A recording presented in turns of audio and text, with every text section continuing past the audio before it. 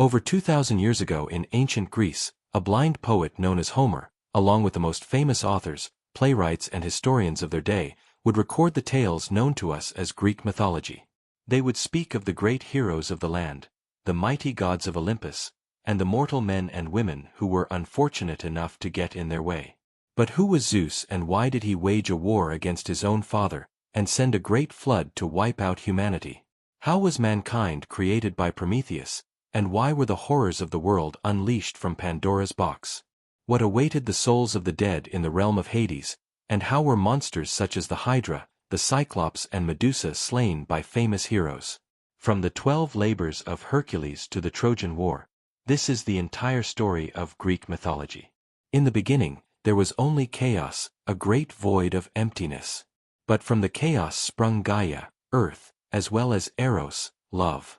They were then joined by night and day, who would put an end to the reign of Erebus, darkness, with the eternal cycle of dusk and dawn emerging. Lastly would come Tartarus, the deepest depths of the world, where condemned souls would be sent for punishment. But these would not be the only primordial beings to emerge, for Gaia would birth one more. Uranus, the sky. The two would then unite and produce 12 children, 6 sons and 6 daughters. These children would be known as the Titans. Among them was Oceanus, a great river that encircled the world. He would be joined by his brother Hyperion, the sun, who would ride his great chariot across the sky, shining light down upon the earth. But when day became night, his daughter Selene, the moon, would emerge, shining her light into the darkness. But Uranus was a cruel father to the Titans, locking his children deep within the earth. To escape, they would look to their mother Gaia, who fashioned an indestructible sickle that she gifted to her youngest and strongest son Cronus. Cronus would patiently wait, and when Uranus next came to lie with his mother, he would jump out and slice off his father's genitals, which fell into the sea. From them would spawn Aphrodite, the goddess of love and beauty, and the first of a new generation. Having defeated his father Uranus with a sickle, Cronus would take his place as ruler of the world, but his reign was not to last, as Cronus would have 3 sons and 3 daughters with his sister Rhea, with these children becoming known as the gods. Cronus, however, was just as cruel as his own father, and having recently been informed that one of his children was prophesied to overthrow him, would swallow each of them whole as they were born. Only one would escape this horrible fate, with Zeus, the youngest of his children, being saved by his mother Rhea. Not wanting to lose her last child, Rhea would hide Zeus on Mount Ida in Crete, and instead feed her husband a rock dressed in infant's clothing, with the Titan consuming it none the wiser. Zeus would be raised by his grandmother Gaia on the island, being hidden away until he reached manhood and was strong enough to challenge his father. When the time came, Zeus would return, striking down Cronus and releasing his siblings from his father's stomach. With his brothers and sisters now at his side, Zeus would wage war for 10 long years against the Titans, releasing from the depths of the earth the 100-handed giants, as well as the Cyclops, legendary craftsmen who would forge Zeus a mighty thunderbolt, Poseidon a trident, and Hades a hat of invisibility, turning the tide of the war.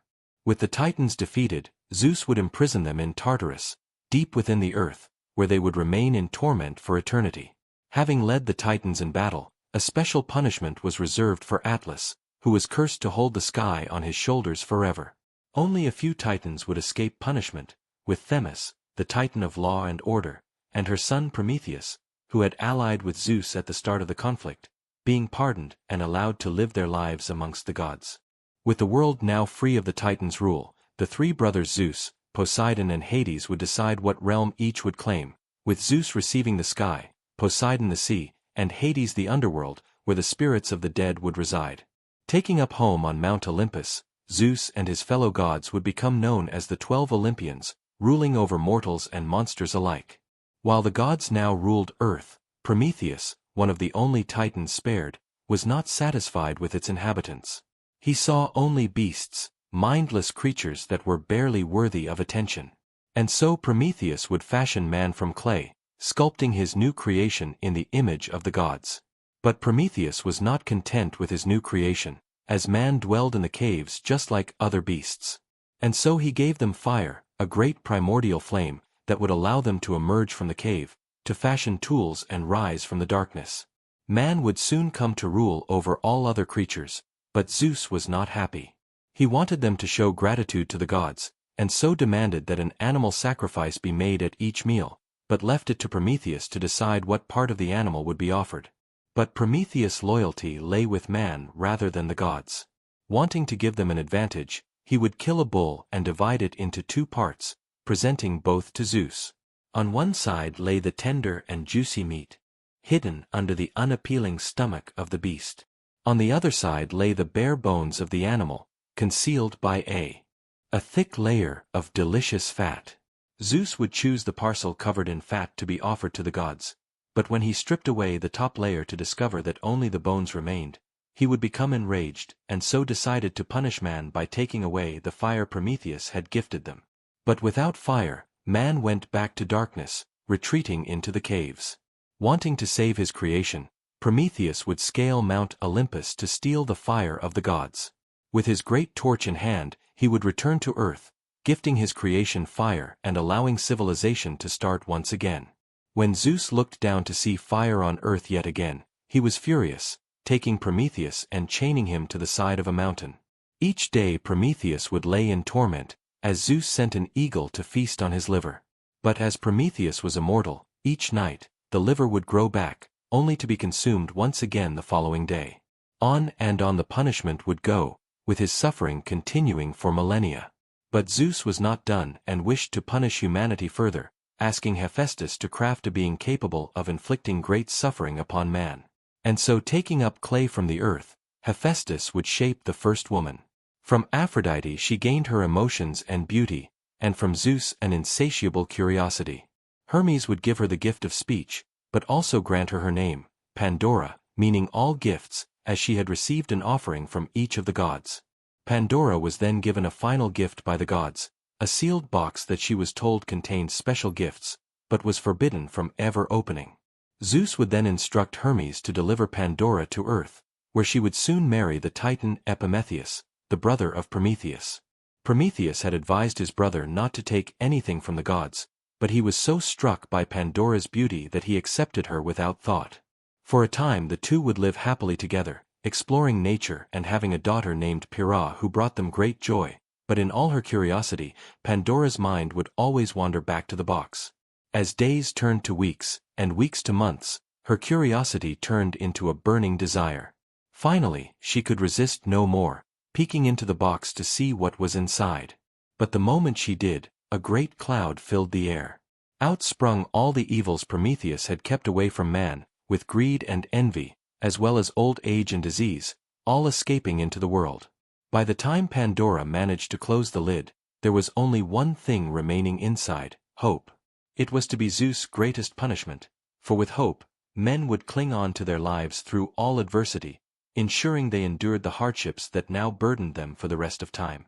And so ended the golden age of man, a perfect time, where humanity lived without care or worry. Never growing old, they would live off the wild fruits of the land, enjoying all that nature had to offer.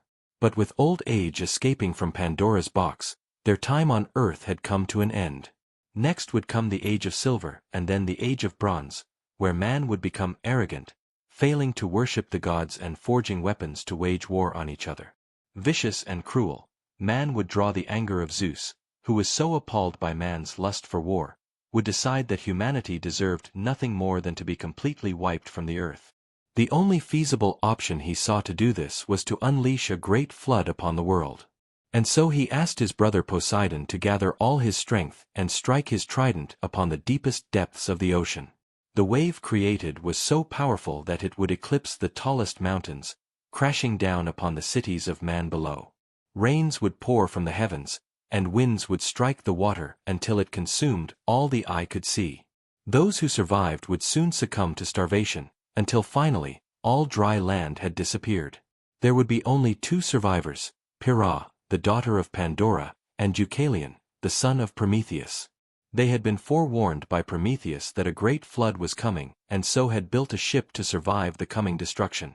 Their little boat would survive the ravages of Poseidon's great storm, drifting alone in the vast oceans, while they mourned for their fallen kin. They would soon drift towards Mount Parnassus, the peak of which remained the only place the oceans had not consumed. Believing his job was done, Zeus would command the rains to cease and for the waters to recede, with the earth becoming calm once again.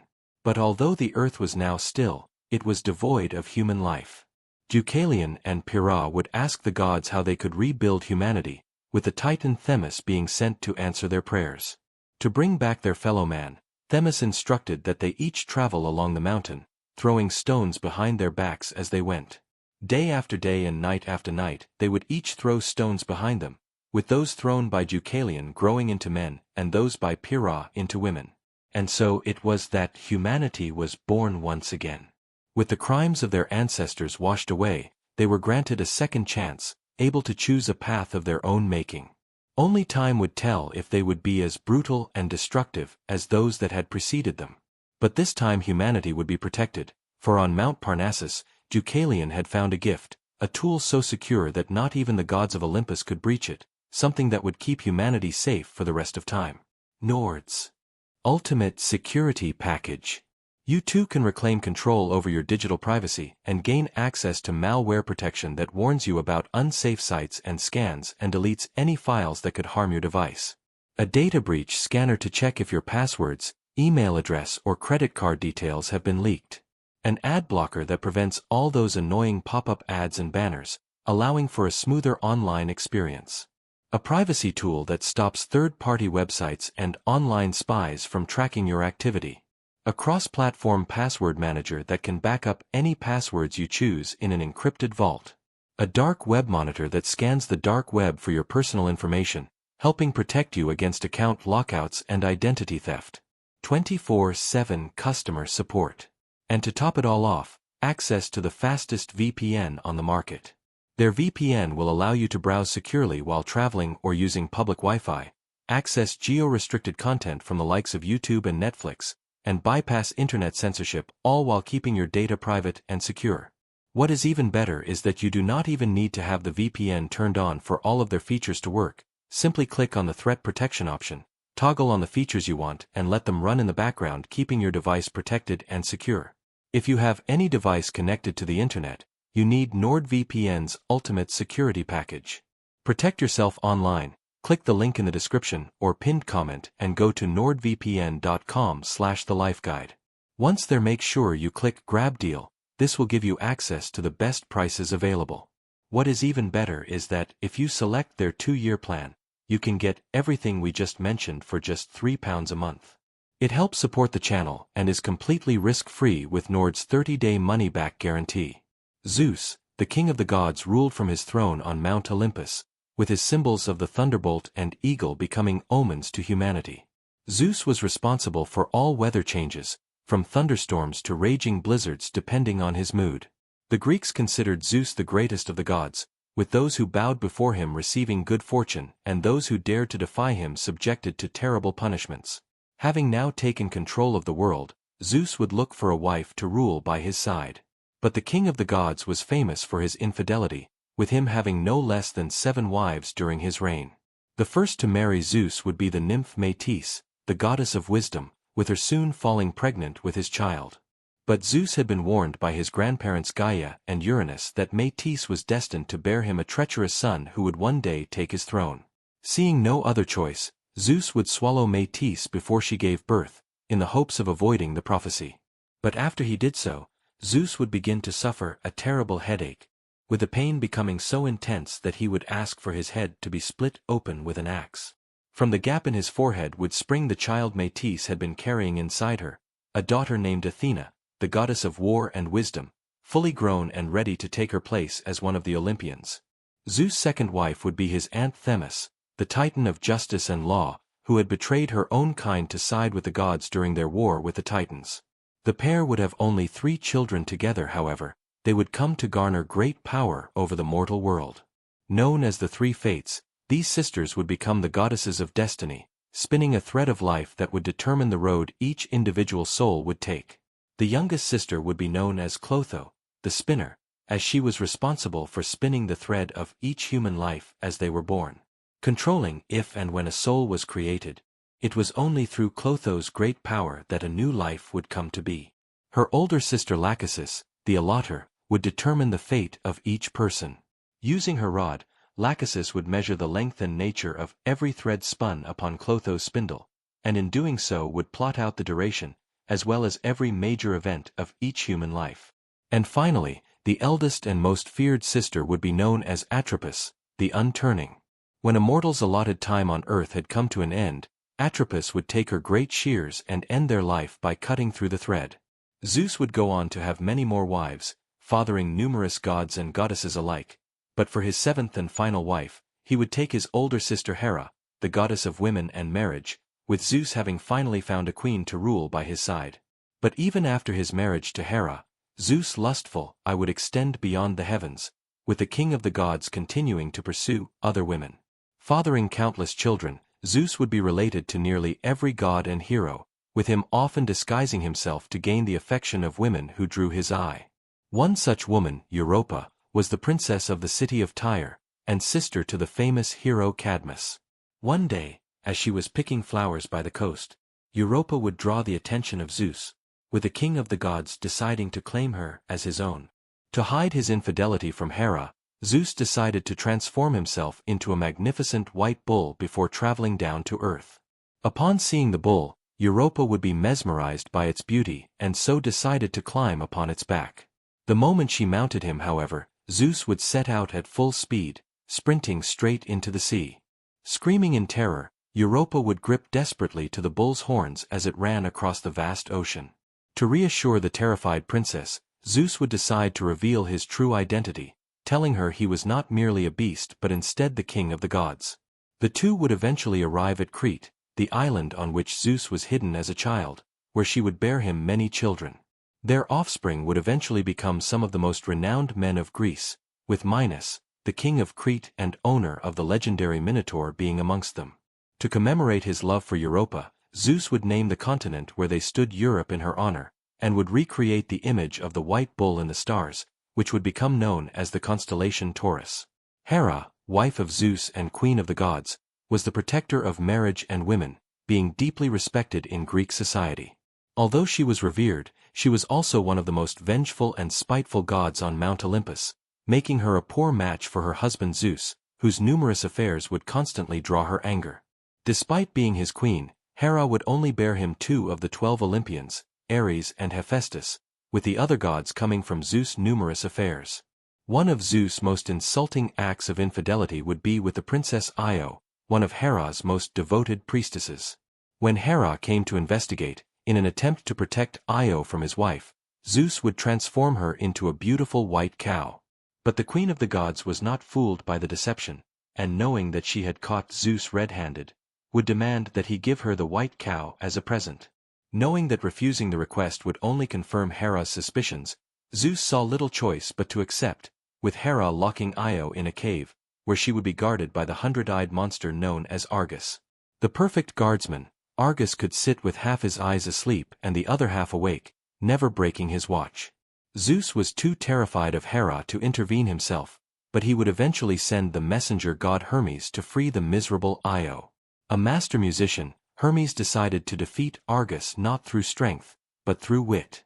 Approaching the monster as a friend, he began playing his pipes and singing sweet lullabies until Argus began to fall asleep. As the 100th eye finally shut, Hermes would take out his sword and slay the beast, before releasing Io from her prison. To thank Argus for his service, Hera would take his eyes and set them in the tail of the peacock, her favorite bird, which would become a symbol of her power. Not yet finished with Io, she would send a gadfly to torment her as she made her escape, almost driving the woman insane.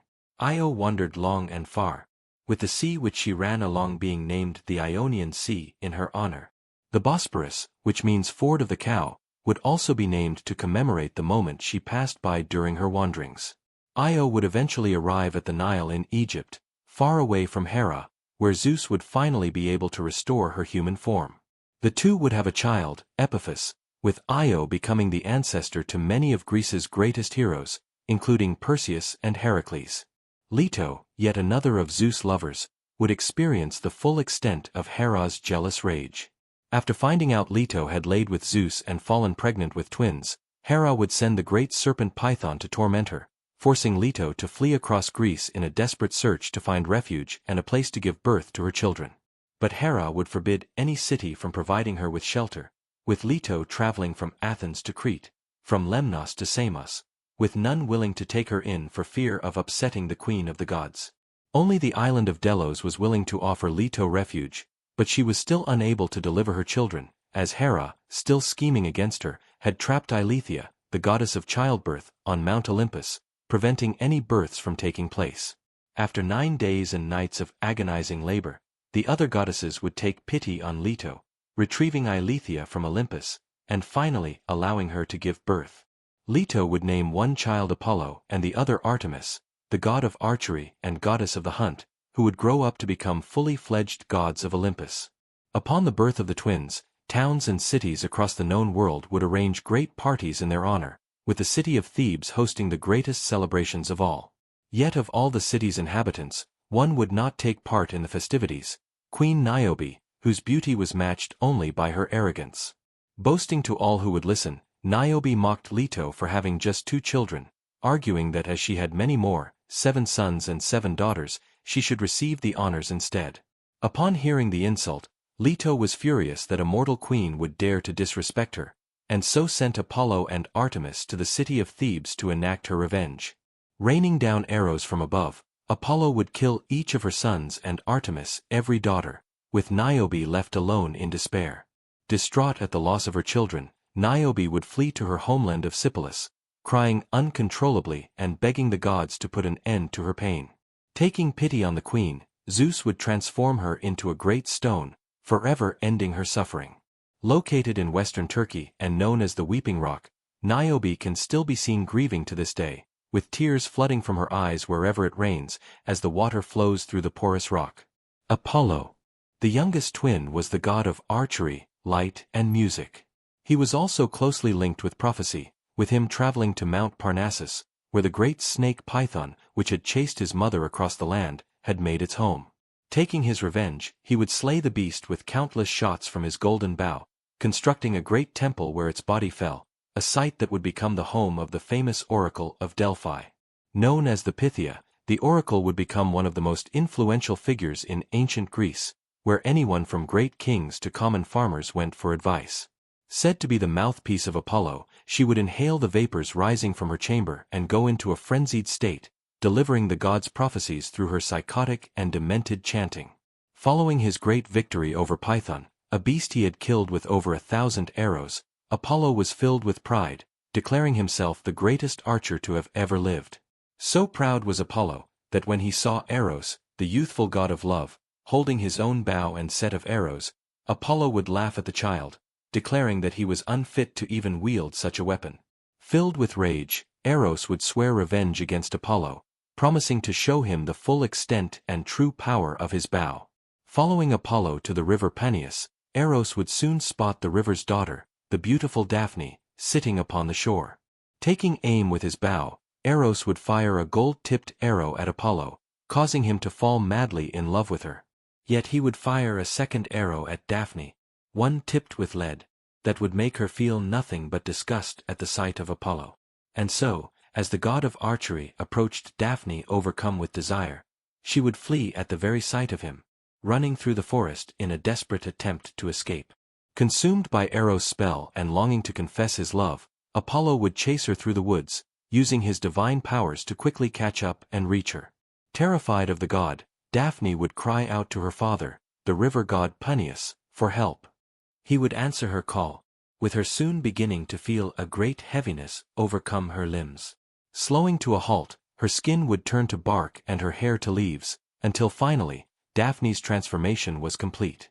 Where a young and beautiful woman had once stood was now the first laurel tree, with Apollo using his powers of eternal youth and immortality to make the laurel tree's leaves evergreen, ensuring they kept their color all year round. Mourning his lost love, Apollo would carry a laurel wreath wherever he went, making sure that Daphne was always close to his heart. Apollo's most important child would be Asclepius, a famous physician who was so skilled that he was able to bring the dead back to life. But this would draw the wrath of Hades, as these resurrections destroyed the balance of nature and deprived the underworld of new souls. To restore the natural order, Zeus would kill Asclepius with a thunderbolt, yet, at the pleading of Apollo, Zeus would later resurrect him, with Asclepius becoming the god of healing and medicine. Asclepius would later father Hygeia, the goddess of cleanliness, from whom we derive the word hygiene. Goddess of the hunt and twin sister of Apollo, Artemis was a deadly archer, watching over hunters and ensuring that nature was kept in check. A goddess of the moon and one of 3 virgin goddesses alongside Athena and Hestia, Artemis was quick to anger, protecting her chastity by any means possible. When the hunter Actaeon, a grandson of Cadmus, accidentally stumbled upon her as she lay bathing in the forest, the goddess was quick to punish him. Turning Actaeon into a deer, she would set his 50 hunting dogs upon him, with the hunter suffering a horrific and painful death for his mistake. Poseidon, brother of Zeus, ruled the seas from his magnificent palace beneath the waves. Known as the Earthshaker, Poseidon would create all earthquakes, traveling across the oceans in his golden chariot, with him stirring and calming the waters with his famous trident. One of his harshest punishments would be inflicted upon Midas, the king of Crete. After Midas refused to sacrifice his best bull to Poseidon, the god would curse Midas' wife to fall in love with the beast, which eventually led to the birth of the half-man, half-bull creature known as the Minotaur. But while he usually kept to his own domain in the seas, Poseidon would grow tired of Zeus' rule on Olympus. Alongside Athena, Hera, and Apollo, Poseidon would attempt to dethrone Zeus, but the rebellion would ultimately fail. Zeus would punish Poseidon and Apollo by sending them to serve King Laomedon of Troy, where they would spend an entire year building the city's giant and famous walls that would later have to withstand the force of Greece's mightiest armies during the Trojan War. Athena, the goddess of war and wisdom and the child of Zeus and Metis, was known for her love of strategists and cunning heroes, helping many of them on their great quests. But she was also a proud goddess, and to stake her claim on the world, she decided to compete for patronage of a great city in eastern Greece, which was yet to be named. Competing against her uncle Poseidon, the two would attempt to give the city the best gift. Poseidon would strike the ground with his trident, making a stream of water rise up for all to see, but as the water was salty, it could not be used to tend the land, with the city's inhabitants unimpressed. But Athena, wanting to gift the city something they had never seen before, would place the palm of her hand on the earth, with the first olive tree emerging. Not only would it feed the people of the land, but it would also have many uses, with the oil it produced used in cooking, medicine, perfume, candles and athletics, bringing numerous benefits to the ancient world. With Poseidon hanging his head in shame, the gods would deem Athena victorious, with the city taking her name and becoming known as Athens, the capital of Greece and one of the most important cities of its era. The inventor of mathematics, Athena also had a fondness for music, inventing the trumpet and flute, as well as being the patron of artists and craftsmen. She was particularly proud of her skill in weaving, although this would bring her into conflict with a young girl from Libya named Arachne. Highly skilled in the craft, Arachne would boast she was the greatest weaver to ever live, challenging Athena to a competition. They would each produce a tapestry of the gods, with the person that demonstrated the most skill being crowned victorious. The two would weave furiously for hours until finally both pieces were complete. But to Athena's surprise, Arachne's was far better than her own. Furious, she struck Arachne on the head again and again until she dropped to the floor. But rather than kill her, Athena transformed the girl into the first spider, where she would use her talents to weave beautiful webs, with the creatures known as arachnids taking her name. If you, unlike Arachne, want to avoid Athena's wrath, make sure you subscribe, and if you are feeling very generous, we have just launched a new feature called Super Thanks, where you can help support the channel and get your message highlighted for us and others to see. Aphrodite, the goddess of love and beauty, was born from the genitals of Uranus, making her the oldest of the Olympians. A mischievous god, she would use her powers for her own amusement, making Zeus sleep with mortal women so he would have to face the anger of Hera. Responsible for sexual attraction in both mortals and the gods alike, she would often be accompanied by Eros, known to the Romans as Cupid, whose arrows could charm any creature, with the two striking love into the hearts of unsuspecting mortals across the world. For one man in particular, Eros shot many arrows into the hearts of potential lovers, who found themselves attracted to a beautiful young man who went by the name of Narcissus. While he was blessed with great beauty, he was also burdened by vanity and arrogance, taking pleasure in cruelly rejecting the advances of the many women who pursued him. But soon, he would cross paths with the nymph Echo. Cursed by Hera after she became the object of Zeus' affections, Echo was unable to use her voice except to copy the words of others. Echo had been in love with Narcissus for some time, but when she finally found the courage to approach him, all she could do was repeat what he said. Unamused, Narcissus would cruelly reject her too, and in doing so would crush her spirit. In her grief, she would slowly waste away until only her voice remained, a voice that can still be heard today as Echo repeats our words back to us. But Echo would not go unavenged, as Nemesis, the goddess of vengeance, had been watching. When Narcissus next bent down to drink from a lake, he would finally find the one he loved. Yet it was not a woman, but instead his own reflection. Mesmerized, he stared deeply into his own eyes, unable to turn away. For weeks he stayed by the pool, gazing at his own reflection, until finally, he could endure it no more. Realizing he would never be with anyone as beautiful as himself, he would take a dagger and plunge it into his heart. From where his blood touched the earth would bloom a beautiful flower, the first Narcissus, with the word narcissist stemming from his story. But while some, like Narcissus, would become lost in the depths of love, others would seek endlessly to find it. One such man, Pygmalion, was a great artist from the island of Cyprus. But after many years of unlucky love, he had given up on women entirely, resigning himself to a life of solitude and instead focusing all his attention into his art. Beginning work on a new statue, Pygmalion would labor day after day, until the figure of a woman would begin to appear before him. Working harder than he ever had before, Pygmalion would spend hours chiseling the most intricate of details into his woman of stone, shaping her slender face and carving out each lock of hair, until finally, his masterpiece was complete. As he stepped back to admire his work, Pygmalion was struck by the beauty of his creation. Never before had he seen a more perfect statue, nor even a real woman, who could match what he saw before him. Spending hours holding the statue's stone hands and kissing its cold and lifeless lips, Pygmalion would grow ever sadder and more lonely, as he realized that he would never find a woman he loved more than the one he had carved from stone. Spending night after night in the workshop, Pygmalion would pray to the gods to bless him with a woman as perfect as his statue. But as he prayed, the stone figure behind him would begin to transform. Its cold and lifeless hair would turn into long and flowing locks while its gray and cracked skin would soften and become warm to the touch. Looking up in surprise, Pygmalion would be shocked to see a face smiling back at him, not one of stone, but one of flesh and blood. Always happy to help those seeking love, Aphrodite had answered his prayers, with the once lifeless statue introducing herself as Galatea, before stepping down from her pedestal and embracing Pygmalion with open arms, his years of loneliness and isolation finally over. But while Aphrodite took joy in helping young couples find love, she was also a vain and jealous goddess, and would take revenge against those who stole the spotlight away from her. Such was the case with the Greek princess Psyche, a mortal woman who was so beautiful that it was said she surpassed the goddess of love herself. With men from every corner of the earth coming to gaze upon Psyche, they would soon forget about Aphrodite entirely, with her altars becoming neglected and her temples falling to ruin. Furious that none were paying her attention, Aphrodite would call upon her companion Eros, demanding that he use his powers to make Psyche fall in love with the most vile and despicable man on the face of the earth. But when Eros went to carry out her instructions, he too would be struck by Psyche's beauty, falling deeply in love and for the first time, refusing to follow Aphrodite's commands.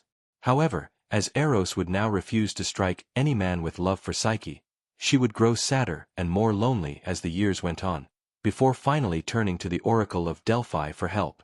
Following the oracle's instructions, Psyche would travel to a magnificent palace where it was said her husband would come to claim her.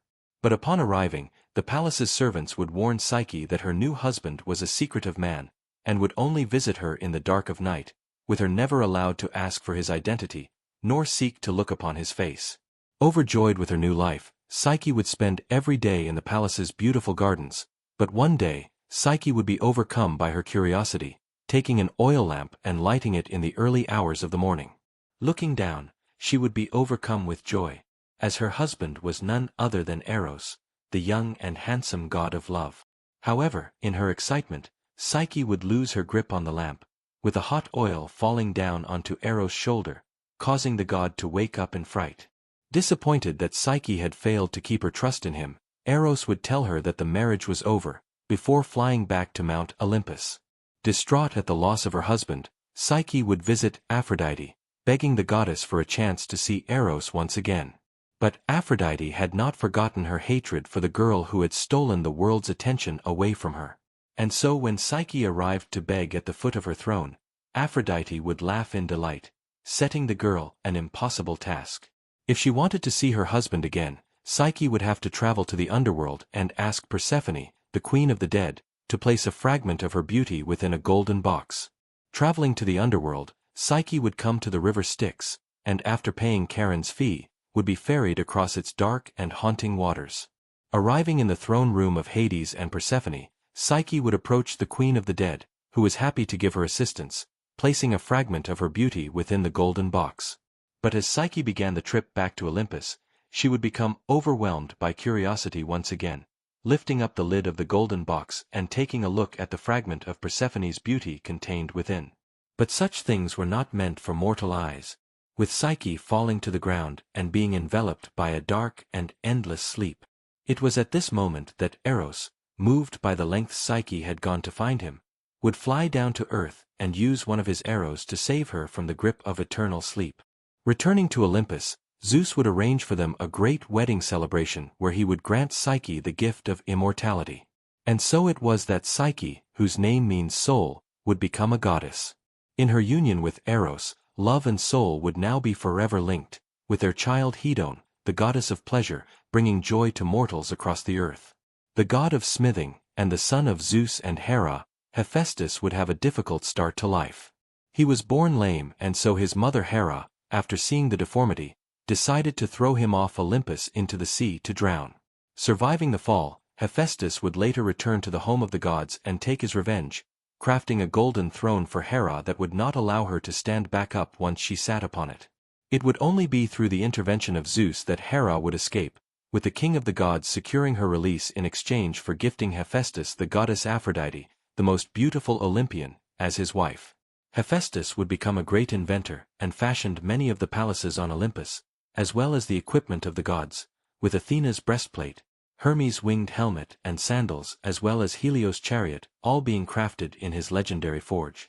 Some of his most famous work would be the bow and arrow of Eros, as well as the magnificent armor and shield of Achilles, with Hephaestus' creations aiding the greatest heroes of Greek mythology.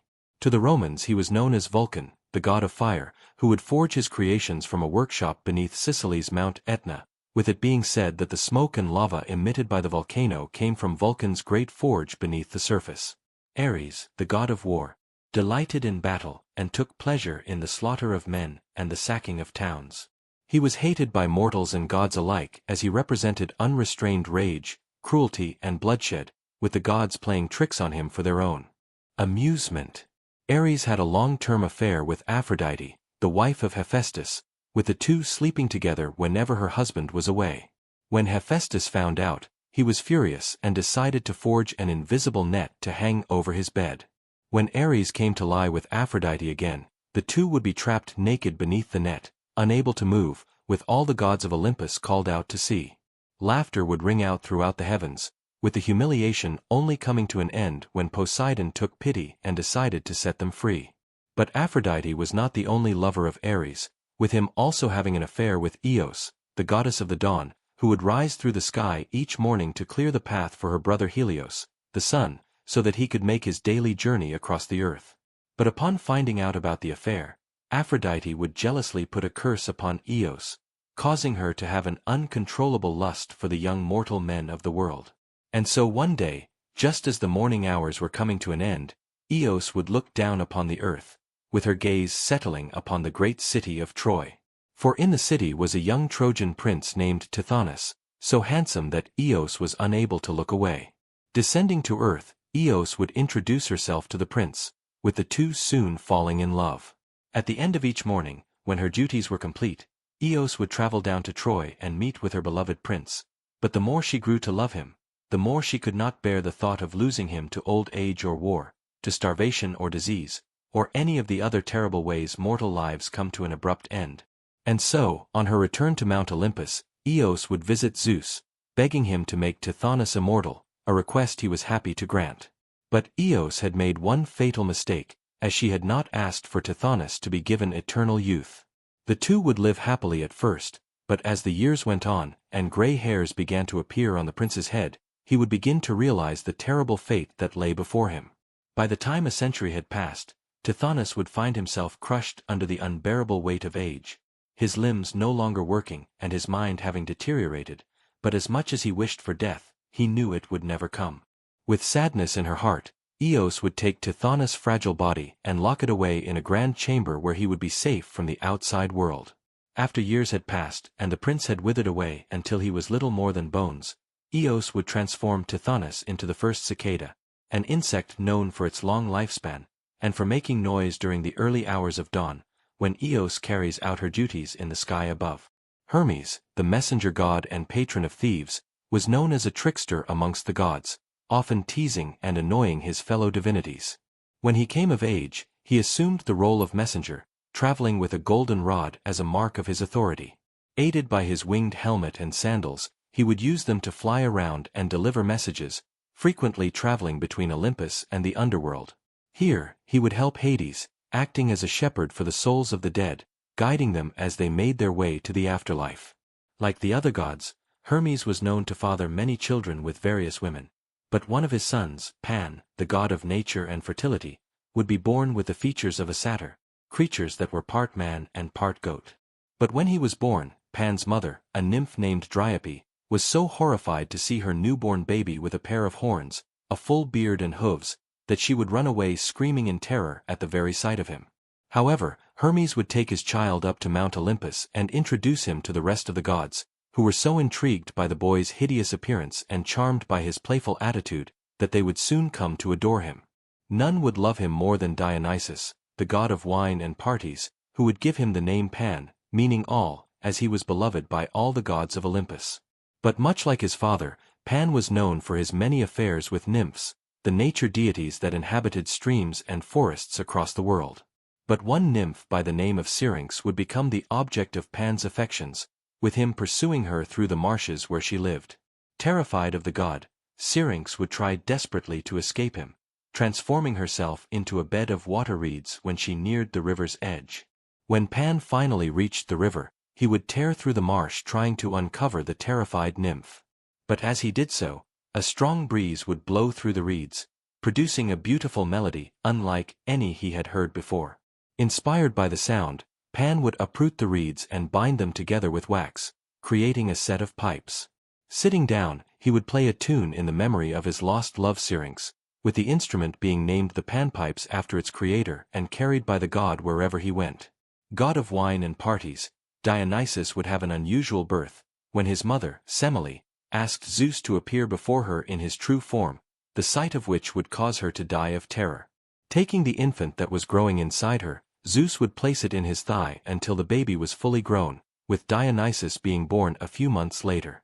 Becoming one of the most loved gods in Greece, Dionysus would be seen as a symbol of pleasure, with his followers engaging in mass drinking, crazed dancing and lovemaking. Known as the Liberator, Dionysus would create a new drink called wine, which helped his followers stem their pain while also bringing them joy and euphoria. While he spent much of his time partying, Dionysus was also a generous god, willing to grant mortals their deepest desires. After saving a close friend of Dionysus, King Midas was granted a single wish in thanks. Obsessed with wealth and fortune, Midas asked for his deepest desire, the power to turn anything he touched into gold. Dionysus would grant Midas his wish, with him returning to his palace in joy, touching everything the eye could see. Soon, the floors, walls and even his clothes were gold, with Midas flaunting his wealth to guests from across the kingdom. After displaying his abilities for hours, Midas would become parched, ordering his servants to fetch him some water. However, as the liquid touched his lips, it too would turn to gold. Panicking, he would reach out across the table, but the bread, wine, meat and fruit would all turn into the precious metal. Nothing he touched could be consumed. Cursing his gift, Midas would begin to cry, with the sound of his sobbing alerting his daughter, who came to console him. But as she touched his hand, her fingers would begin to stiffen. Soon her whole arm was gold, and before long all that remained was a statue of a little girl, reaching out to comfort her father. Mourning for his lost child, Midas would return to Dionysus, begging him to revoke his gift. Pitying the man, Dionysus instructed him to bathe in the river Pactolus, with his golden touch being washed away in the water. Becoming a normal man once again, the story of King Midas would serve as a warning for those who would prioritize wealth above all else.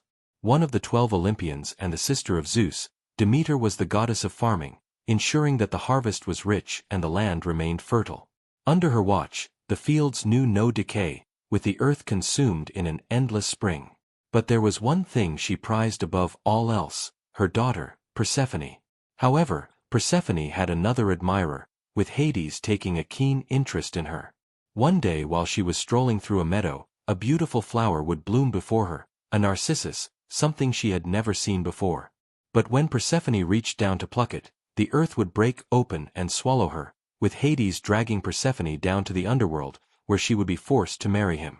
Distraught at her daughter's disappearance, Demeter would search for 9 days and nights until the sun god Helios revealed her captor's identity. Demeter would lock herself away for an entire year, refusing to return until Persephone was released. But without the goddess of farming, the world entered into a great famine, with the fields turning barren. It was only now, with humanity on the brink of starvation, that Zeus was forced to intervene, ordering Hades to return Persephone to her mother.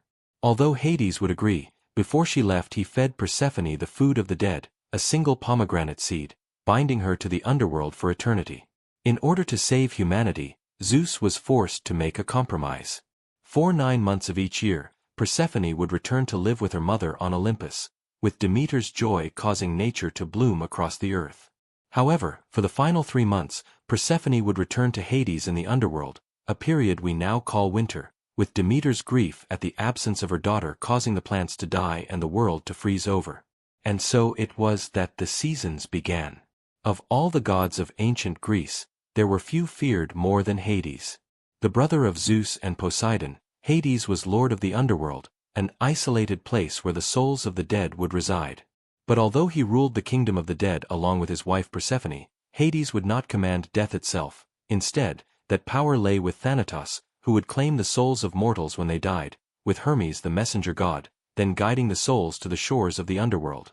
Waiting at the shore would be the eternal ferryman, Charon, who was the only one able to guide the deceased across the deadly river Styx, a giant waterway that separated the earth from the underworld. Only those who had coins placed under their tongue when buried were able to pay Charon's fee, with those who could not afford the journey, destined to wander the shores of the river Styx for 100 years before they were allowed to cross. Having traveled along the river Styx, the souls would pass the White Rock, before arriving at the giant adamantine gates of the underworld, where Cerberus, the 3-headed dog, stood guard, ready to devour intruders or those trying to escape.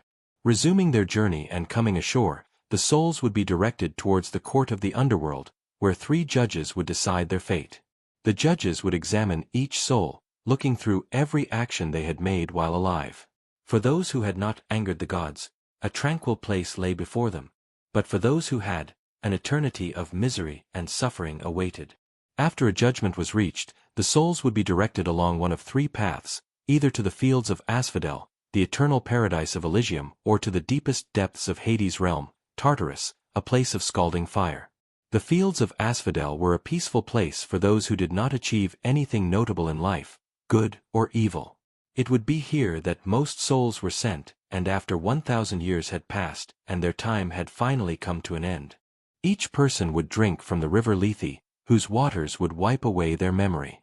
Born anew, each soul having forgotten their previous life would be reincarnated and returned to the earth, starting the eternal cycle once more. The second path, however, would lead to Elysium, a paradise of eternal bliss where the souls of heroes, demigods, and especially good mortals would reside. Those sent here were loved by the gods and could experience all of life's pleasures, with parties, feasts, and hunting consuming much of their time. Each soul was given the option to return to earth, but most would choose to stay and not have to endure once again the hardships of life. Within Elysium but across the shore lay the Isle of the Blessed, reserved only for the greatest of heroes, with Helen of Troy, Achilles, and Odysseus all residing there for eternity. The third and last path would lead to Tartarus, the deepest depths of the underworld, reserved only for the worst of criminals and those who had offended the gods. It would be here that Cronus and the other titans would reside, looking on for eternity as new souls entered the realm of the damned. This would be the only place Hades would become involved, with the god himself designing and overseeing each soul's punishment based on their previous crimes. For the Danaides, 49 sisters who had each killed their husbands, Hades forced them to fill a tub with water to cleanse them of their crimes. But as the tub would always leak, they would spend an eternity trying to fill it. Ixion, the first man to murder a family member and who had grown lustful for Zeus's wife, would be bound to a wheel of fire that would spin for the rest of time. Whereas, Tantalus, a man who had killed his son and stolen from Zeus, was cursed to eternal hunger and thirst. He would stand in a pool of water, with the branches of a fruit tree hanging above him. However, as he went to quench his thirst, the water would recede, and as he went to eat, the branches would rise out of reach, forever leaving him in a state of agony. But of all the punishments, the most famous would be given to Sisyphus. Having cheated death multiple times, Sisyphus would pay the ultimate price for tricking the gods. Every day he was to roll a boulder up a steep hill, only to have it slip from his grasp as he neared the peak. Having to start over again and again, Sisyphus would suffer his punishment for the rest of time. Although Hades would have complete control over the underworld, his realm was so vast that he had to enlist the help of the Furies to carry out his punishments. But they would not only be confined to the realm of the dead. The murder of a family member was considered so terrible in Greek society that even those still alive could not escape Hades' wrath. They would be hunted down and tormented by the Furies, 3 sisters from the underworld, who would not stop until they had avenged the dead and driven their target insane. It would be the underworld they called home, resting here before their everlasting torment of the human soul began once again. Traveling across the underworld would also lay the fields of mourning, a resting place for those who had spent their life pursuing love only to be rejected. The anguish they felt would condemn them to this dark and haunting forest, where they would forever mourn the love they never had.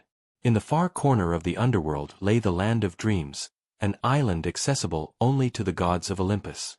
Ruling over the island would be Morpheus, the god of dreams, who each night when all were asleep, would alongside his 2 brothers, control the dreams of not only mortals, but the gods too, either granting them pleasant visions of the future or haunting them with the worst of nightmares.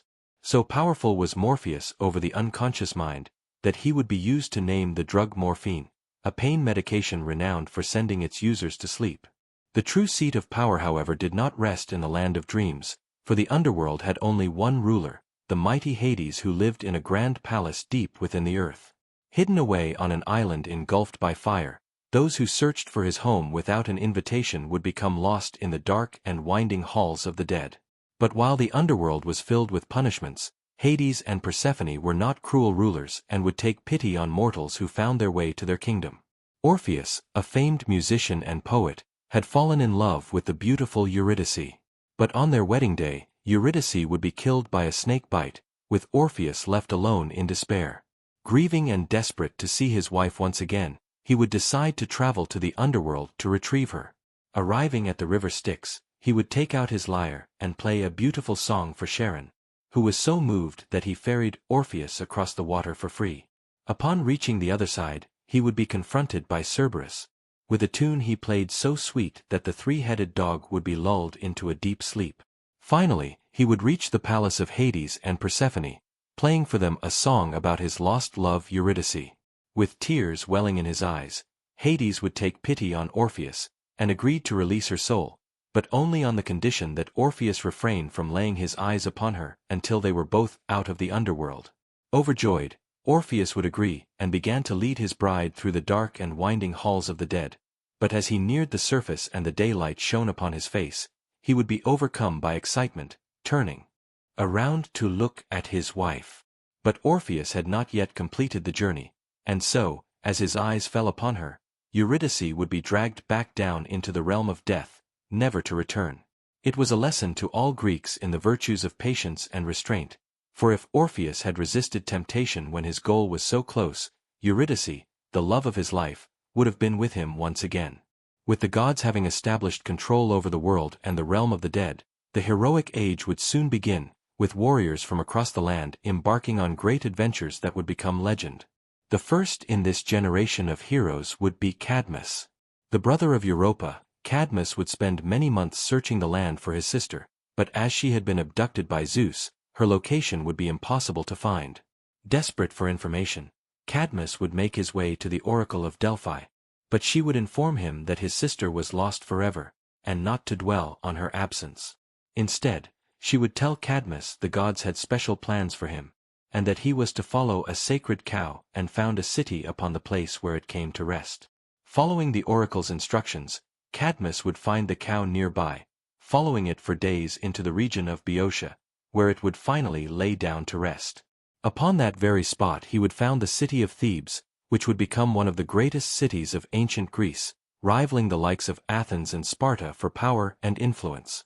To sanctify the city and receive blessings from the gods, Cadmus intended to sacrifice the sacred cow to Athena, a ceremony that required water from a nearby spring. But when Cadmus sent his companions to collect the water, they would find the spring guarded by a ferocious dragon, who slew them as they tried desperately to escape. Hearing screams, Cadmus would run to the spring, only to find the dragon devouring his friends.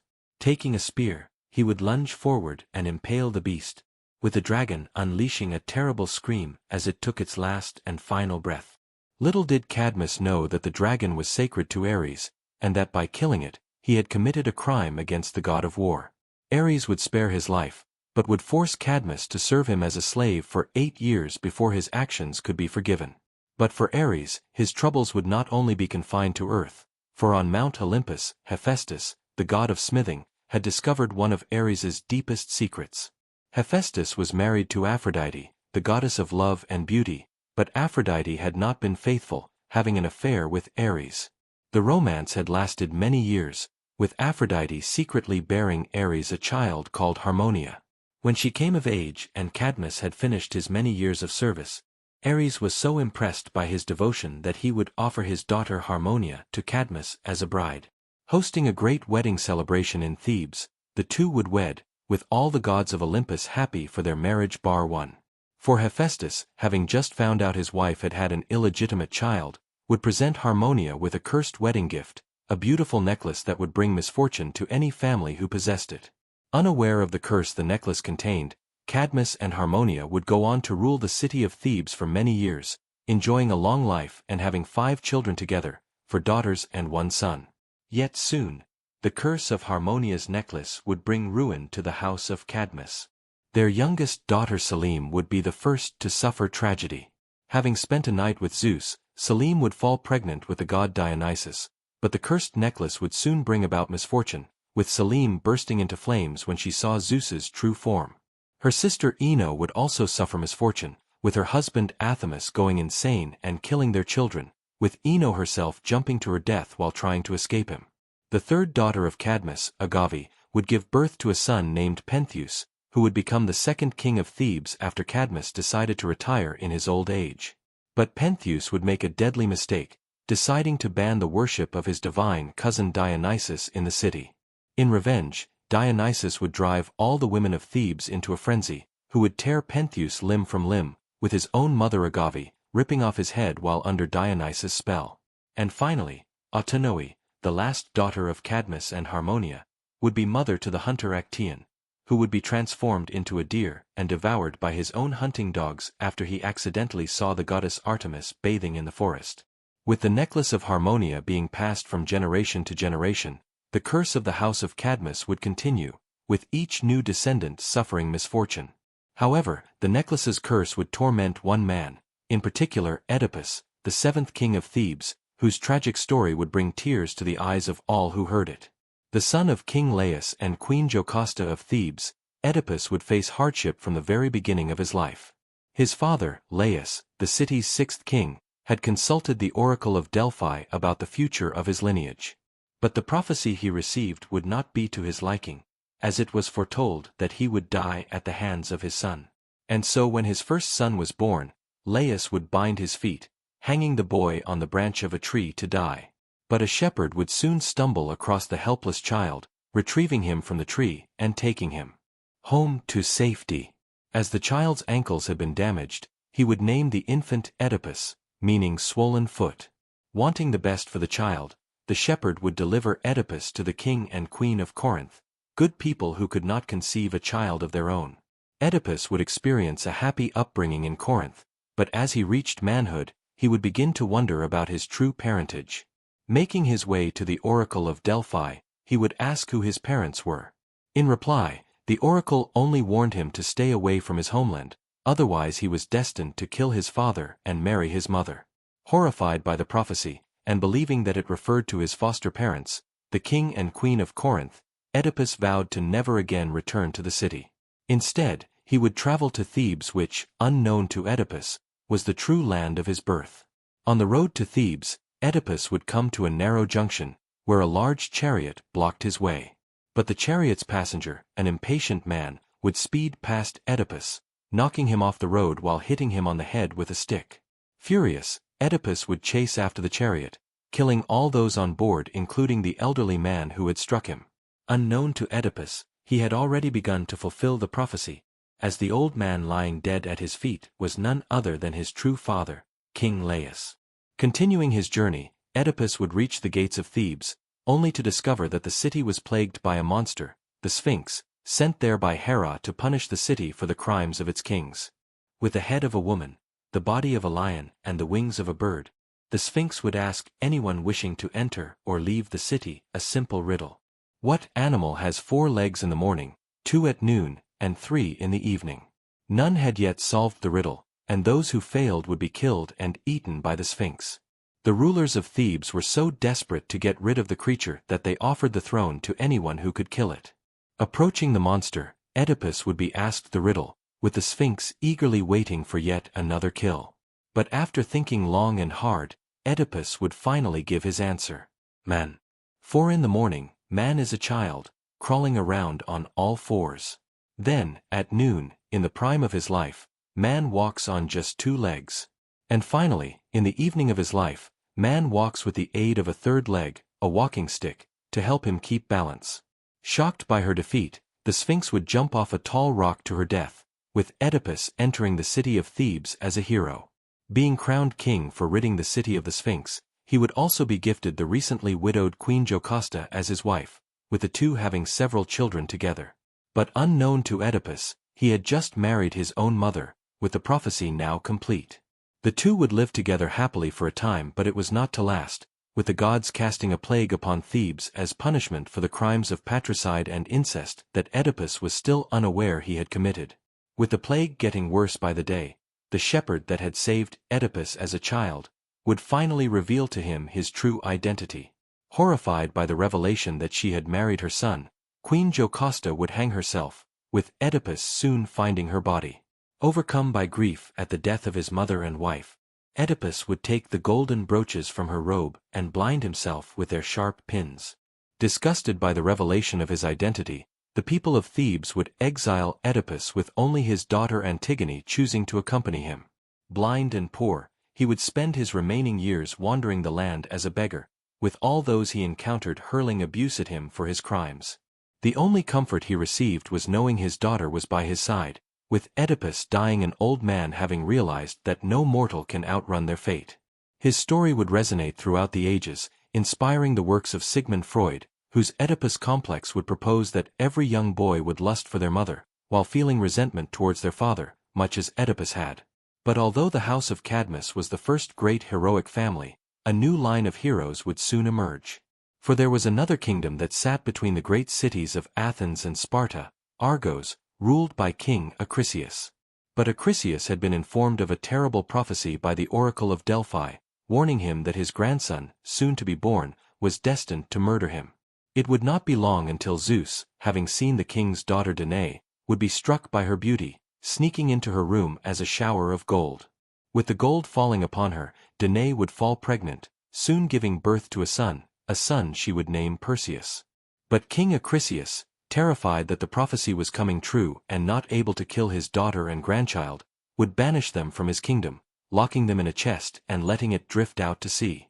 Traveling for many days and nights at sea, they would soon arrive upon the shores of Seriphos, where they would be discovered by the fisherman Dictys. Dictys would raise the boy as his own, with Perseus soon reaching manhood on the island. But not all would be well, for the fisherman's brother, King Polydectes, had also noticed the beauty of Danae, and desired her as his wife. But she was always protected by her son Perseus, who never left her side. Wanting to have Danae to himself, King Polydectes would look to find a way to get rid of Perseus, with an opportunity soon presenting itself. Hosting a great feast. Polydectes would invite guests from across the island, with each man expected to bring a horse in tribute. But Perseus, having no money to his name, and possessing great speed and strength, instead boasted he could easily deliver the king a greater gift, the head of Medusa.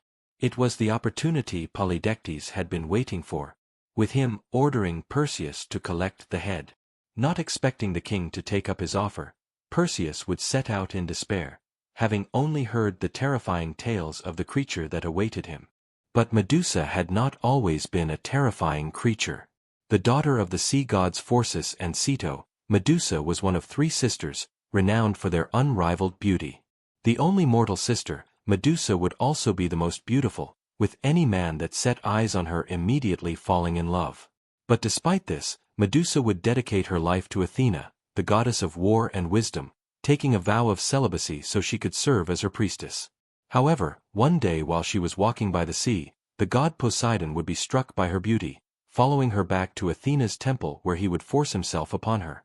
Furious at the act performed in her sacred temple and not able to turn her rage upon her powerful uncle Poseidon, Athena would instead place the blame upon Medusa for allowing herself to be defiled and breaking her vow of celibacy. Wielding the power of the gods, she would curse Medusa, distorting her once beautiful features into a hideous visage.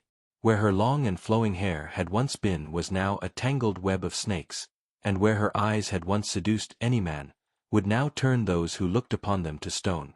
But Medusa's sisters, who came to her defense, would not escape Athena's wrath, with each of them transforming into hideous creatures, with the 3 sisters becoming known as the Gorgons.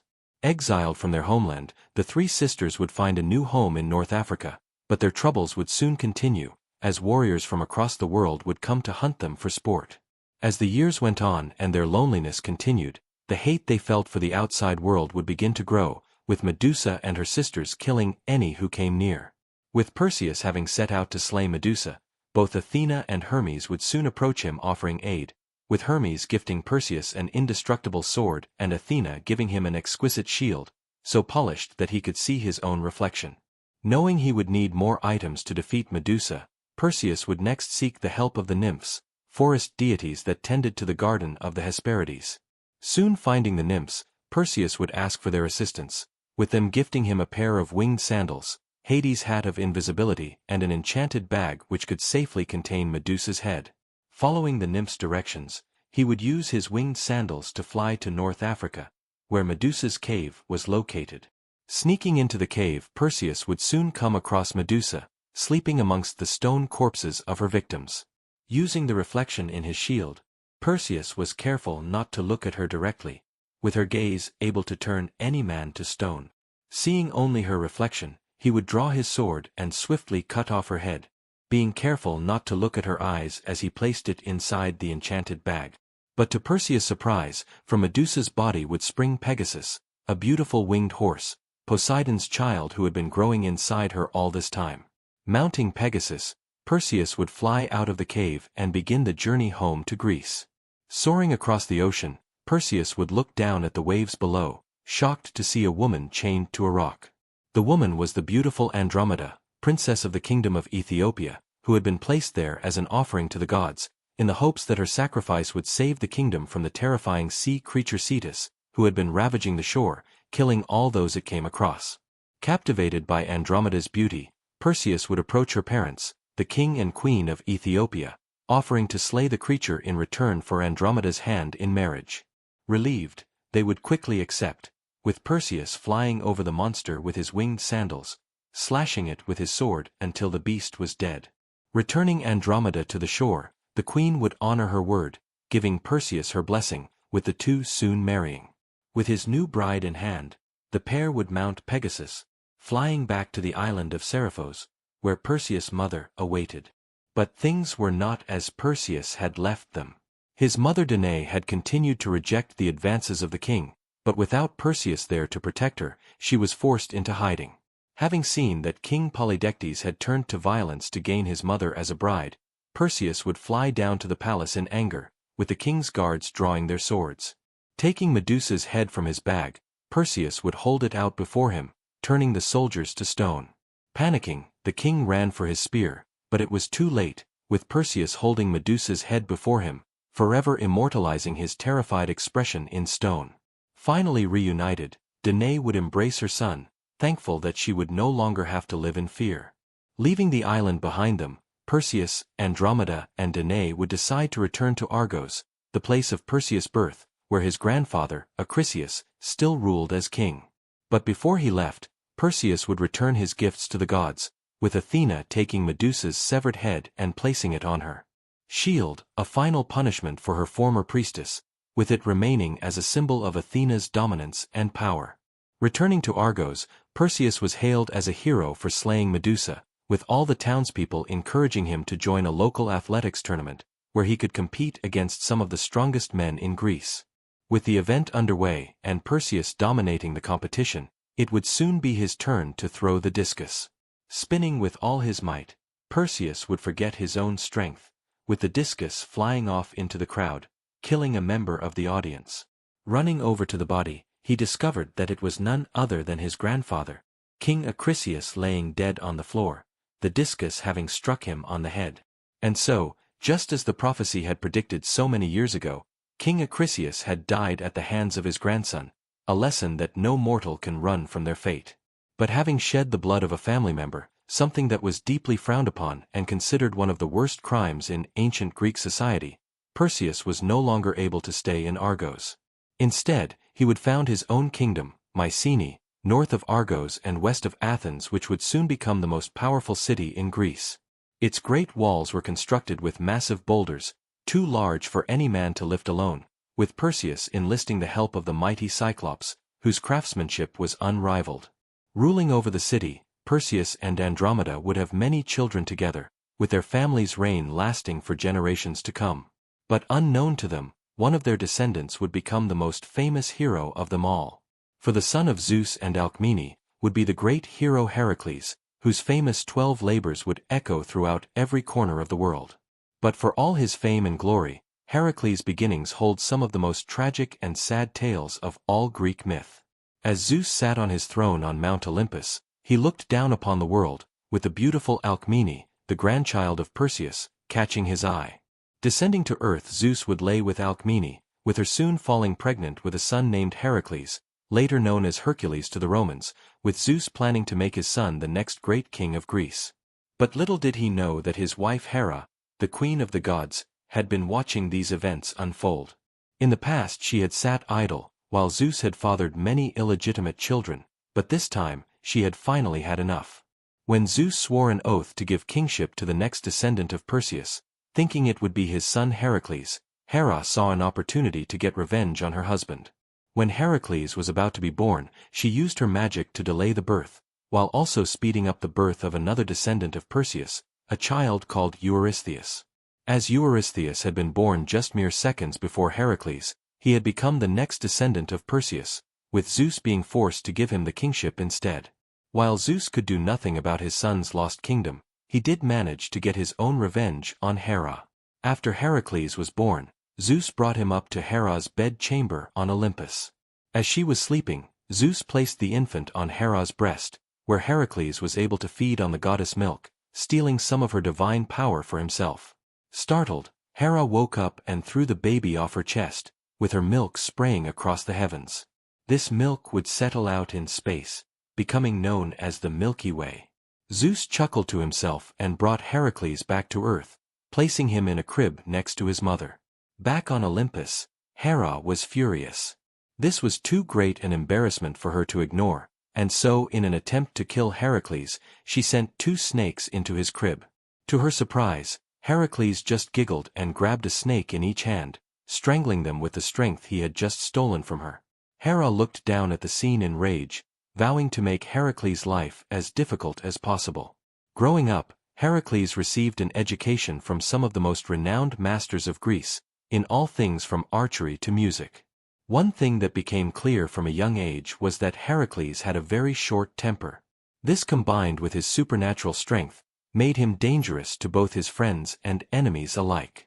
Linus, his music teacher, found this out the hard way when he was teaching the young hero to play an instrument called the lyre. Heracles lacked the finesse to play the instrument and became infuriated by the constant corrections of his teacher. After some particularly harsh criticism, he ended up smashing Linus on the back of the head with the instrument, killing him instantly. While Heracles only received a minor punishment, his temper would go on to cause him many issues in his later life. Upon reaching manhood, Heracles would marry the Theban princess Megara, with the pair having 3 children together. However, Heracles' good fortune was not looked upon favorably by Hera, who still harbored resentment for her husband's illegitimate son. Not only was he now married, but he was also in line to become the next king of Thebes. Hera would now act on the vow she had taken all those years ago. Heracles' happiness could not continue. Heracles, completely oblivious to the scheming of Hera, came home one day to find his door broken down. Running inside, he found that his family were nowhere to be seen. When he cried out to them, several hideous monsters appeared from the back of the house and began to crawl towards him. Finding himself overcome with an unnatural rage, Heracles lashed out at the monsters, killing one with a powerful strike to the head. The other monsters began to run away in fear, but Heracles, now in a blind rage, would not allow any to escape, chasing them down one by one before killing them with his bare hands. It was only then that Hera dispelled her magic, lifting her illusion from Heracles' eyes. The hero watched in horror as the monsters transformed back into their original form. His own family now lay dead before him. He frantically shook their bodies, trying to wake them up, tears flooding from his eyes. But it was too late. Hera's magic had done its job, and he would now forever live with the guilt of having murdered his own wife and children. As Heracles looked down at his blood-stained hands, he realized that he would have to atone for his crimes. The murder of a family member was considered one of the most serious crimes in ancient Greece, and if Heracles did not atone for his crimes, then the Furies would hunt him down and torture him for eternity.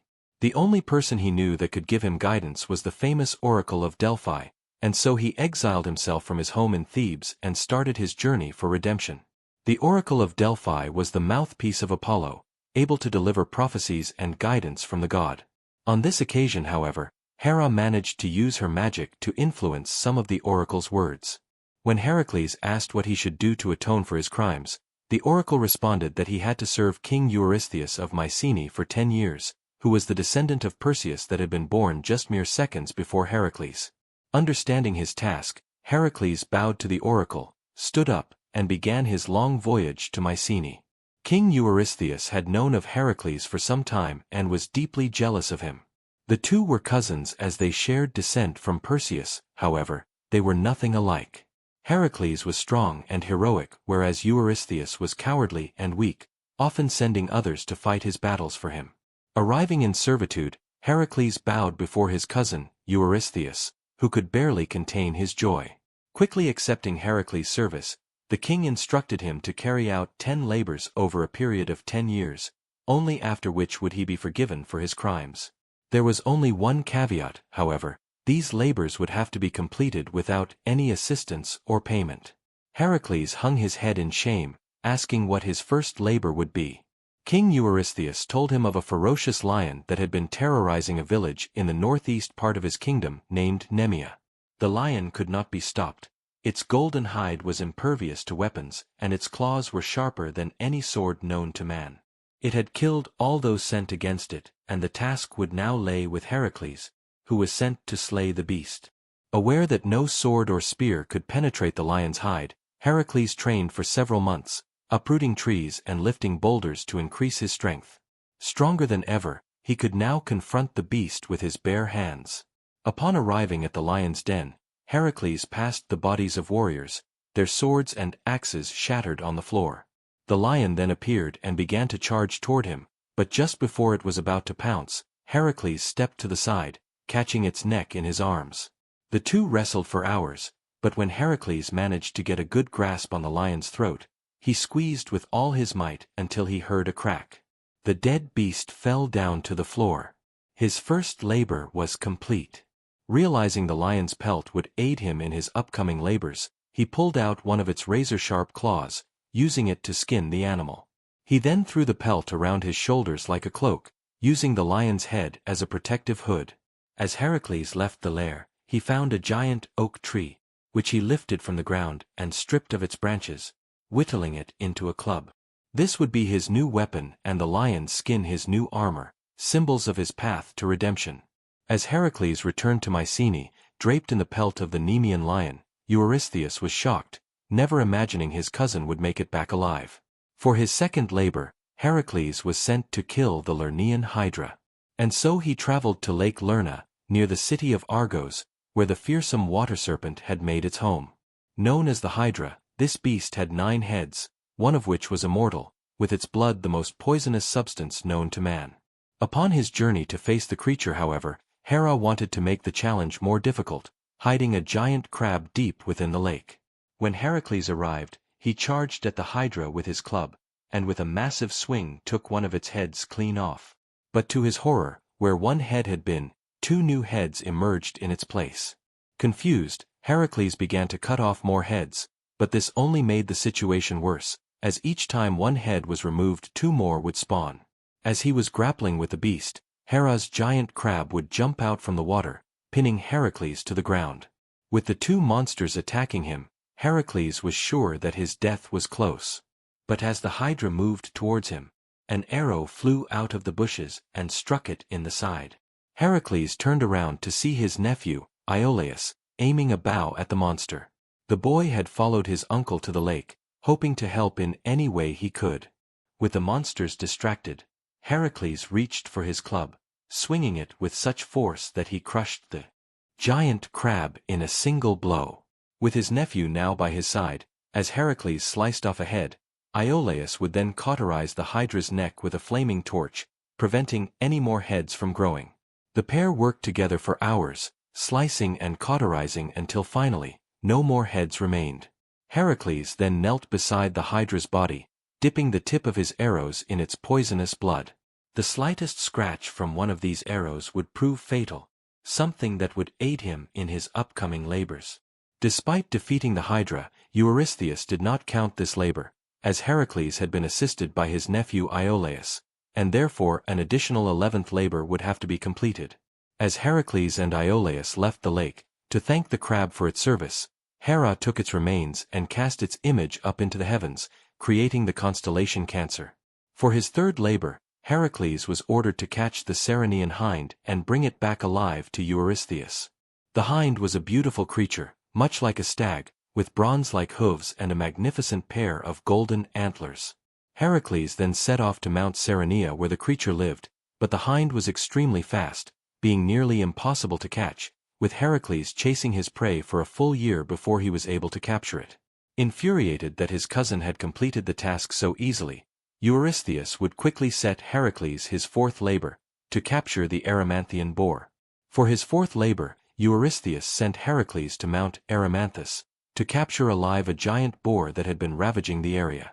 Not thinking much of the task, Heracles set off with enthusiasm, even deciding to visit his friend, the centaur Pholus, along the way. Centaurs were half men, half horse creatures, renowned for acting more like beasts than humans. Pholus was an exception, however, being both friendly and intelligent and had been friends with Heracles since his youth. After Heracles arrived, Pholus decided to host a dinner party to honor his guest, inviting a few of the local centaurs, one of whom was Heracles' old, intelligent, and immortal archery teacher Chiron.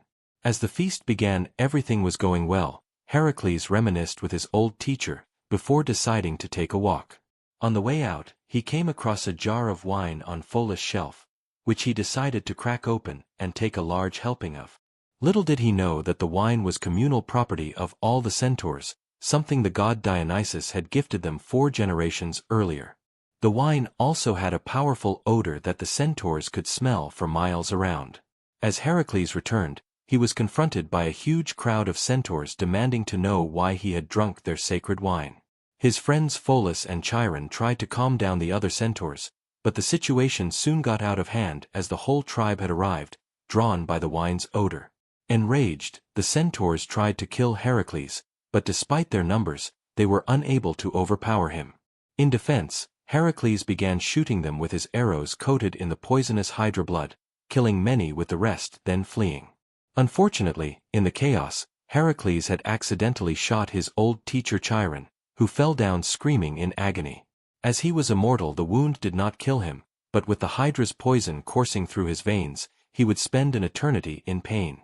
Zeus, however, had watched the events unfold and decided to take pity on the old centaur, taking Chiron's spirit and casting it up into the heavens, creating the constellation Sagittarius. Confused as to how such a small arrow had killed the other centaurs, Pholus picked an arrow up from the ground.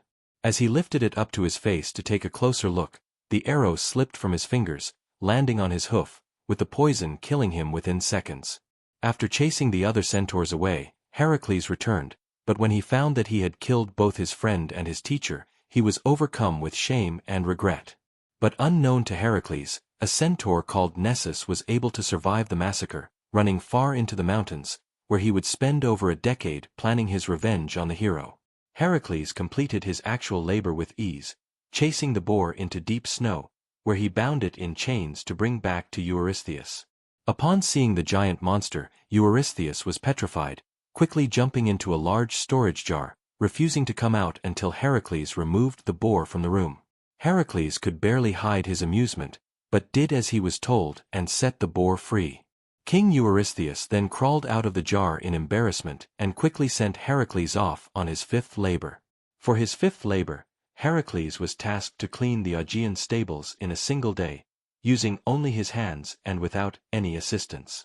Eurystheus believed the task to be impossible, sending Heracles on his way believing failure was certain. The stables belonged to King Augeas from the neighboring kingdom of Elis. They housed 3,000 immortal cattle and had not been cleaned for 30 years. The stables were so overrun with animal dung that in some places the filth had piled several meters high, and no one dared approach them due to the awful smell. Upon arriving in Elis, Heracles visited King Augeas, who promised the hero 1/10 of the immortal herd as a reward if he was able to clean the stables before nightfall. As he made his way over to the stables, Heracles was bombarded with a horrid smell. It was even larger and more filthy than he had imagined, spanning the length of a small city. After taking a look around, Heracles himself thought the task impossible to complete. He instead headed to the nearby rivers Alpheus and Peneus, which he hoped would do the job for him.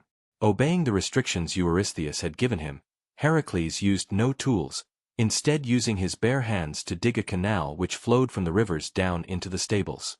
Once completed, a great torrent of water came flooding into the stables, washing away years of filth in an instant. The water continued to flow into the surrounding farmland, fertilizing the fields with an enormous amount of manure. This caused celebration in Elis, with the people cheering for Heracles as their farms were to prosper for years to come. Heracles would mark this occasion by creating the famous Olympic Games, which would occur every 4 years in Elis. But not all was well, as Eurystheus would refuse to count this labor as one of the 10, as he claimed the task had been accomplished for payment in the form of a portion of the immortal herd. An additional labor would therefore be added to his service, bringing the new total now to 12 labors.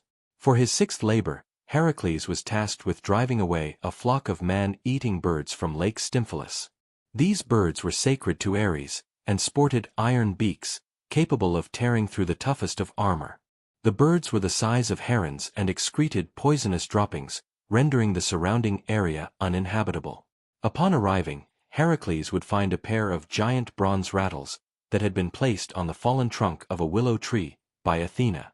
Thanking the goddess for her aid, Heracles would begin to shake the rattles, with the noise they produced causing the birds enormous pain, with hundreds of them rising from the lake, forming a great flock above. Heracles then took his aim, shooting down as many as he could, until finally, those that had survived fled the lake, with his 6th labor now complete. When King Eurystheus saw his cousin returning successfully yet again, he realized that he had exhausted all of the difficult tasks within his kingdom. Needing more time to come up with one, he sent Heracles to Crete, an island near the Greek mainland, where King Midas would give him his next labor. King Midas had been gifted a beautiful white bull from the sea god Poseidon, with the expectation that he would sacrifice the bull in Poseidon's honor. Instead of doing this, however, King Midas decided to keep the bull for himself, thinking it too beautiful to kill. In revenge, Poseidon made the king's wife fall in love with the bull, with this union eventually leading to the birth of the half-man half-bull creature known as the Minotaur, a creature that King Midas kept in a labyrinth beneath his palace. After the bull impregnated the king's wife, Poseidon turned it mad, with the bull running around Crete, destroying everything in its path. While Heracles was not destined to kill the Minotaur beneath the palace, that was a task destined for the hero Theseus. King Midas did want Heracles to capture the mad bull that was causing havoc in his kingdom. Accepting the challenge, Heracles went to confront the bull, and when the beast charged at him, Heracles would grab it by the horns and wrestle its head into the ground. After many hours had passed, the exhausted bull would finally submit, with Heracles then jumping upon its back.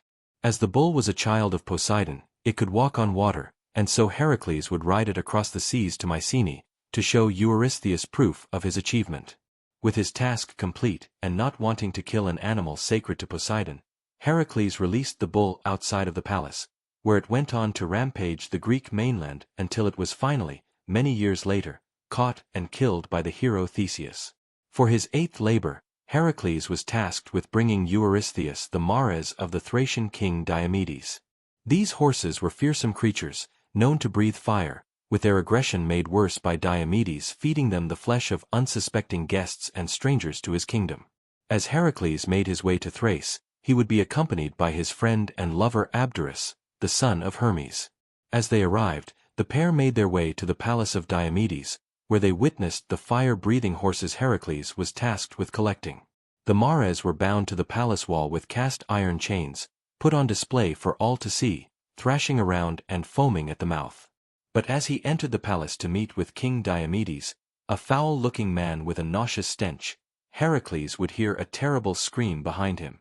Rushing out to see what had happened, Heracles would watch in horror, as the horses ripped into the corpse of his young lover Abderus, who had gotten too close to them in his curiosity. Filled with rage, Heracles charged back into the palace, killing the guards and grabbing Diomedes by the hair, dragging him outside. Giving the king a taste of his own medicine, Heracles threw Diomedes to the monsters, who began to devour their master. The flesh of Diomedes was so foul, however, that the horses stopped eating him halfway through, forever put off the taste of human flesh. With the horses now docile, Heracles grabbed their chains and brought them back to Eurystheus, his task now complete. For his 9th labor, Heracles was tasked to retrieve the girdle of Hippolyta, a gold and leather belt that ensured victory in battle. It belonged to Hippolyta, daughter of the war god Ares and queen of the Amazons, a race of warrior women who could fight better than almost any man, with them routinely raiding local tribes to assert their dominance. So Heracles set off east, bringing with him a small band of warriors in case he had to fight the Amazons. However, on arrival, Heracles was surprised by the Amazons' hospitality, with Hippolyta herself taking a keen interest in him. Having heard of his famous labors and overcome by lust, Hippolyta would give him her girdle as a sign of her interest. But Hera, watching from Mount Olympus, could not believe her eyes. The task was going too well, and so to make this labor more difficult, she decided to intervene. Disguising herself as an Amazon, she made her way into the camp, walking amongst the women and sowing the seeds of distrust. Slowly convincing the entire tribe that Heracles had come to enslave them, the Amazons became outraged, mounting their horses and charging towards the men they had let into their camp. Heracles heard the commotion and rushed outside, where he saw the Amazons slaughtering his friends. He turned around in rage, thinking that Hippolyta had tricked him, keeping him away from his men so they could be slaughtered. Before the queen could explain, Heracles lifted his club and struck her dead, her girdle not protecting her, as she had already gifted it to him. Heracles then ran outside, striking down any Amazon who challenged him. He managed to save a small handful of his companions, and the group hastily left the camp heading home to Mycenae. Eurystheus had grown tired of Heracles beating any task laid before him, and so decided to send him to the farthest place he could think of, the island of Erythea. For his 10th labor, Heracles was sent to Erythea, to to steal the cattle of a three-headed giant known as Geryon. Heading southwest, he traveled along the African coastline, but it did not take long for Heracles, unused to the intense and scorching heat of the continent, to become annoyed with the sun itself. Halfway across the Libyan desert, he took out his bow and threatened to shoot the sun with one of his poisoned arrows if it continued to torment him. Quite distressed at this, the sun came down in its human form, as the god Helios, begging Heracles not to shoot him.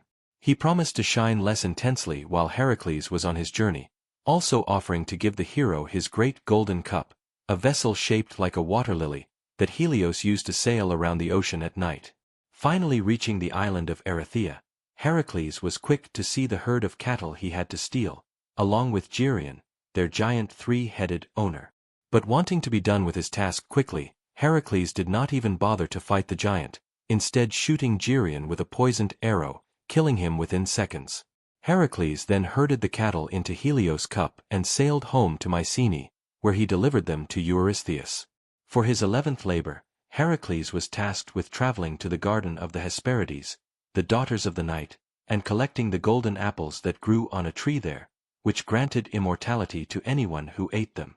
Not only was the location of the garden unknown, but Hera had sent a 100-headed dragon called Ladon to guard the tree from which the apples grew. As Heracles set off to find the mythical garden, he first visited the Titan Prometheus, who he thought would know of its location. Prometheus, the creator of mankind, had been chained to the side of a mountain after stealing the fire of the gods to give to humanity, and by the time Heracles found him, this cycle of punishment had been going on for centuries. Taking pity on Prometheus, Heracles broke his chains and set the Titan free, finally bringing an end to the torment, with Prometheus then happily sharing the garden's location. However, he also warned Heracles that no mortal could pick the golden apples from the tree. Instead, he suggested that Heracles seek help from the Titan Atlas, as he lived near the garden. Following Prometheus' advice, Heracles would seek out Atlas, who was not difficult to find due to the Titan's immense size. Atlas had fought against the Olympians in the war between the gods and the Titans, but as he was defeated, Zeus forced him to hold up the sky for eternity as punishment. Approaching the Titan, Heracles explained his situation and offered to make a trade. He would temporarily hold up the sky and give Atlas a much-needed break, and in exchange, Atlas would collect the golden apples. Thankful to be free of his burden, even for a short time, Atlas accepted the deal and went to collect the apples, transferring the weight of the heavens onto the shoulders of Heracles. Though he had achieved the impossible before, even Heracles struggled to bear the immense weight he now had to hold. As time went on, his muscles began to cramp, his body began to shake, and he contemplated whether this would be the task that would finally break him. As the sun began to set, Atlas finally returned with a basket full of golden apples. With a grunt of relief, Heracles thanked the Titan, moving to give him back the sky. Not wanting to take it back, Atlas offered to take the apples to Eurystheus himself, promising he would return and bear the weight of the sky once more. But Heracles would not be fooled. He thanked the Titan for his generous offer to deliver the apples, and offered to hold the sky for a little longer, but asked if Atlas would take the sky back, just for a moment, so he could put on his pelt to cushion his shoulders and head. Knowing the pelt would make a great difference and none the wiser, Atlas placed the apples on the ground and took back the sky from Heracles. As soon as he was free, Heracles picked up the apples and bid Atlas farewell, quickly. Roars shaking the ground for miles around. As decades passed and then centuries, Atlas would become a part of the world itself, being transformed into stone, with his giant remains becoming known as the Atlas mountain range of North Africa. For his 12th and final labor, Heracles was tasked with capturing Cerberus, the three-headed dog that guarded the gates of the underworld. Descending to the underworld and approaching Hades and Persephone, Heracles would explain that he had been tasked with collecting Cerberus as his final labor. Knowing that helping Heracles would infuriate Hera, who had always looked down on him, Hades allowed Cerberus to be taken, but two conditions had to be met. First, Heracles must use no weapons to capture Cerberus, and second, once his task was complete, Cerberus must be returned. Agreeing to the terms, Heracles set out to face the beast.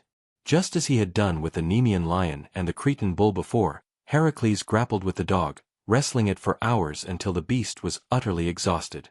with his club in one hand and Cerberus in the other. He dragged the dog by its chains and made his way back to the realm of the living.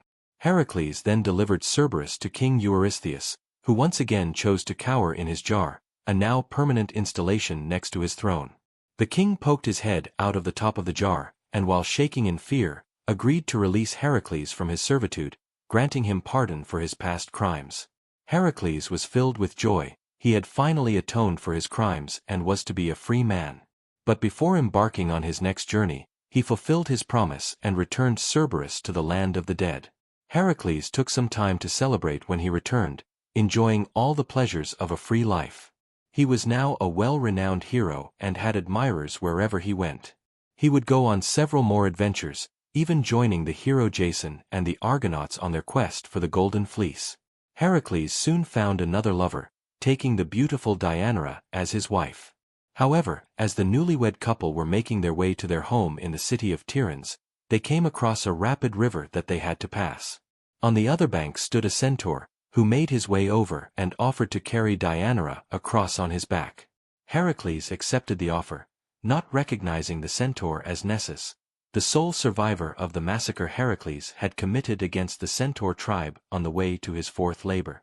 Nessus had been plotting his revenge against Heracles for over a decade, with him now seeing the perfect opportunity to execute his plan.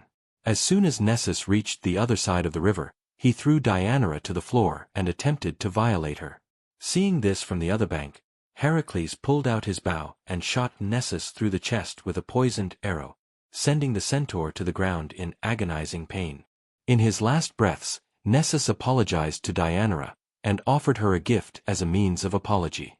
He claimed that his blood had magic love properties, telling Deianira to discreetly collect it up in a vial, in case Heracles ever fell in love with another woman.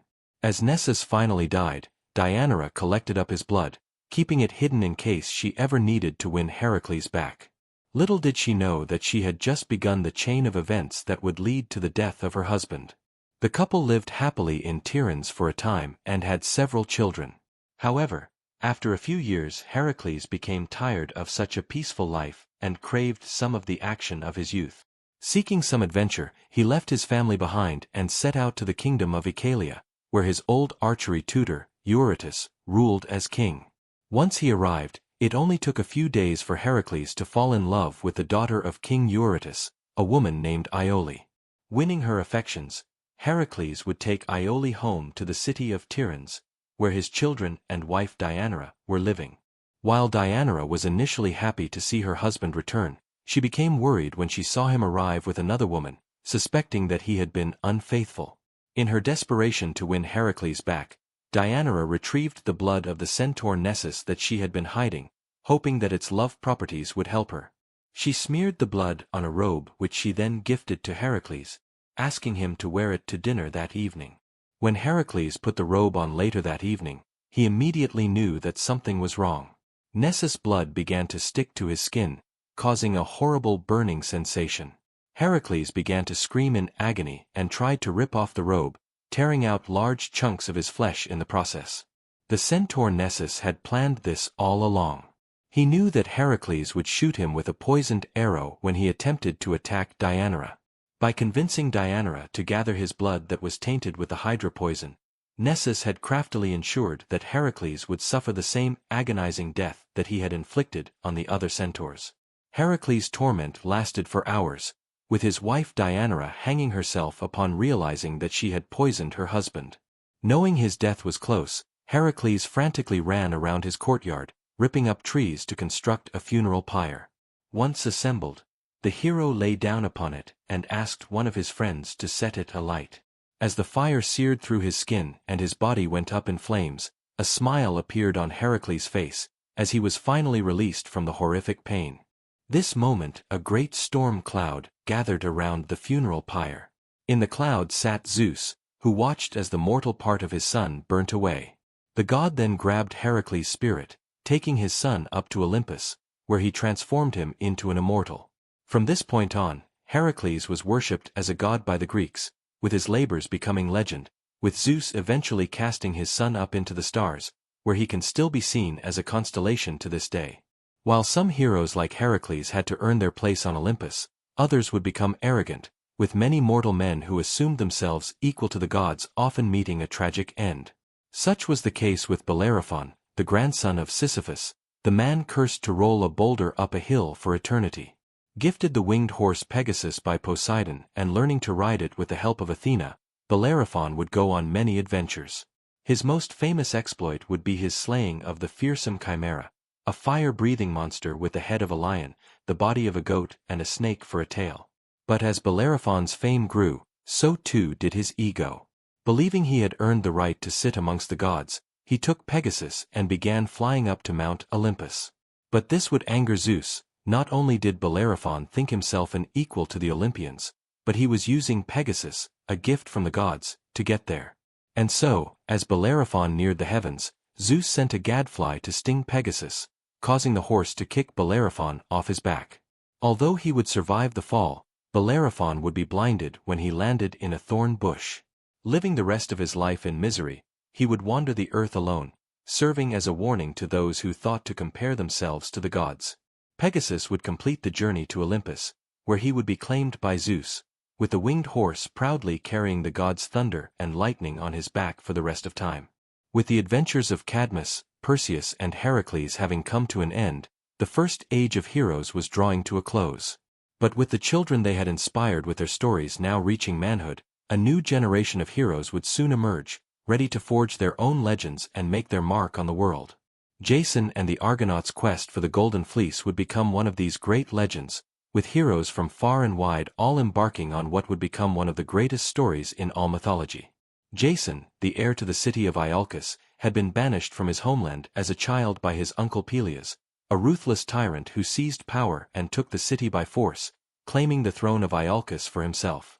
Jason would be raised by Chiron, the teacher of Heracles and other famous heroes, spending 20 years under his tutelage, learning the likes of athletics, speechcraft, and warfare.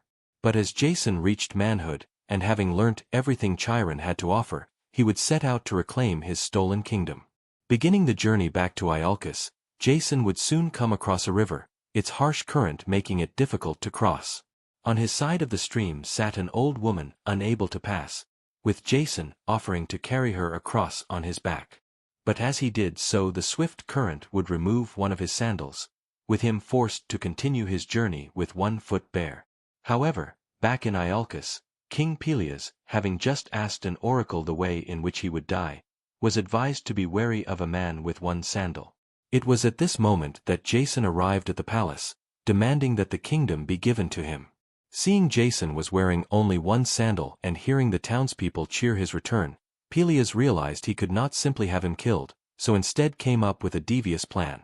He would challenge Jason to retrieve the famous golden fleece from Colchis, an item said to be more valuable than anything else on earth. If he was able to retrieve the fleece, Peleus promised to forfeit the kingdom, being certain that Jason would die along the way. With his honor on the line, Jason would accept Peleus's offer, but knowing of the dangers that lay ahead, would begin to gather the greatest heroes the world had ever seen. With word spreading of Jason's great quest, heroes from across the land soon flocked to Iolcus to join him on the adventure. The first to arrive would be Heracles, the greatest hero of the land, who offered his incredible strength and skill, having just completed his famous 12 labors. He would be joined by Zeus and Calais, sons of the north wind, who each possessed a magnificent pair of wings that granted them the power of flight. Following close behind would be the warriors known as the Dioscuri, Castor and Pollux, the twin brothers of Helen of Troy. Also seeking adventure, Peleus, the father of the great hero Achilles and king of Phthia, would also join, with his elder brother Telamon, the king of Salamis who had helped Heracles fight the Amazons during his 9th labor, accompanying his brother on the journey. The next to arrive would be the heroes of the Caledonian boar hunt, an adventure still to come, with Euphemus, Meleager, and Midas all excited to take part on their next adventure.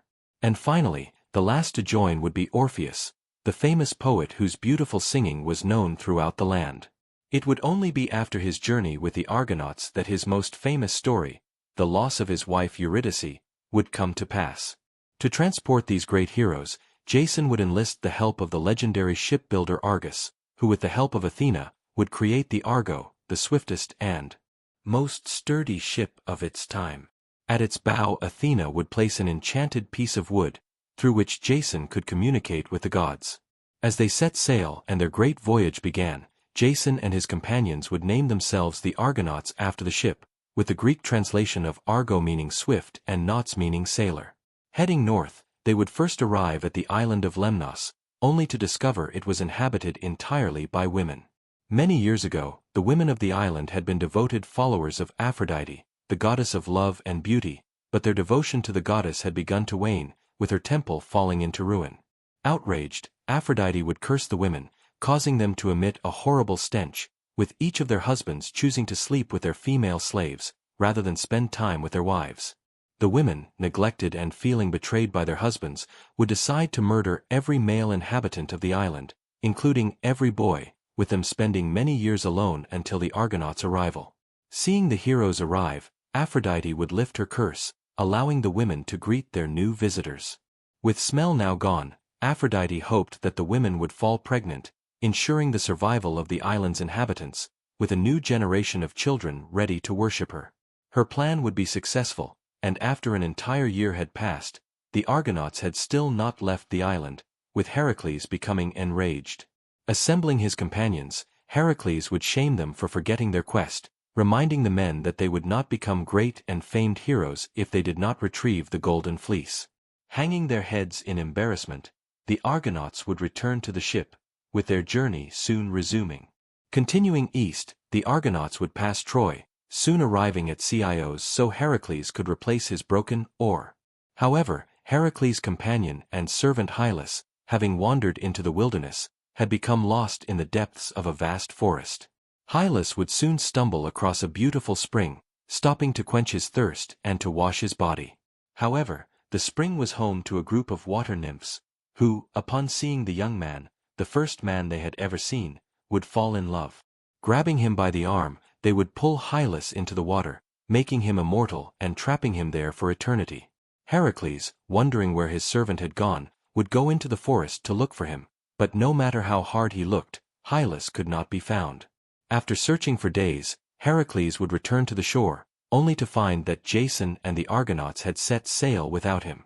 They would next pass the kingdom of Thrace, before traveling through the clashing rocks, a waterway so dangerous that no ship had ever passed through before. Entering the Black Sea, Jason and his crew would finally lay their eyes upon Colchis. Their final destination where the Golden Fleece, the most valuable item known to man, was kept by King Aetes. Arriving in his palace, Aetes would show hospitality to the Argonauts, but would refuse to give up the fleece, knowing it was safe as it was guarded by the fearsome Colchian dragon. Knowing that defeating the dragon was impossible even for Jason, Hera, queen of the gods, would now give him her aid. For long ago, Jason had carried an old woman across a river out of kindness, not knowing that she was none other than Hera, who had come down to earth in disguise. Hera would now repay the debt, making Medea, the beautiful daughter of King Aetes, fall in love with Jason. Medea was a powerful witch and would offer Jason her aid, giving him a bundle of magical herbs that he could use to subdue the dragon. With the herbs in hand, Jason would put the beast to sleep before grabbing the golden fleece. Finally, with the fleece in his possession, Jason and the Argonauts would hastily retreat back to the ship, with Medea joining them on board as they made a quick escape. As morning came, King Aetes awoke to discover that the golden fleece had been taken, with him quickly assembling a fleet of ships to head out in pursuit. Leading the fleet would be Aetes' son Apsyrtus, and it would not be long until he was close on their tail. Medea, seeing her brother Apsyrtus closing in on them, and knowing that they could not outrun such a large fleet, would ask for the Argo to be halted, so she could bring her brother on board to discuss peace talks. But as Apsyrtus's ship came near, Medea would drag him on board, taking a knife from her robe and stabbing him in the chest. Dismembering the body, she would throw the remains of her brother, piece by piece into the sea, so that her grieving father would have to stop the pursuit to collect them. With the time she had now bought, the Argonauts would look for a way to escape. Heading west they would enter the Istros River, sailing for many weeks until they reached the Alps. Having come to a dead end, the Argonauts would come ashore, lifting up the ship to travel through the mountains by foot.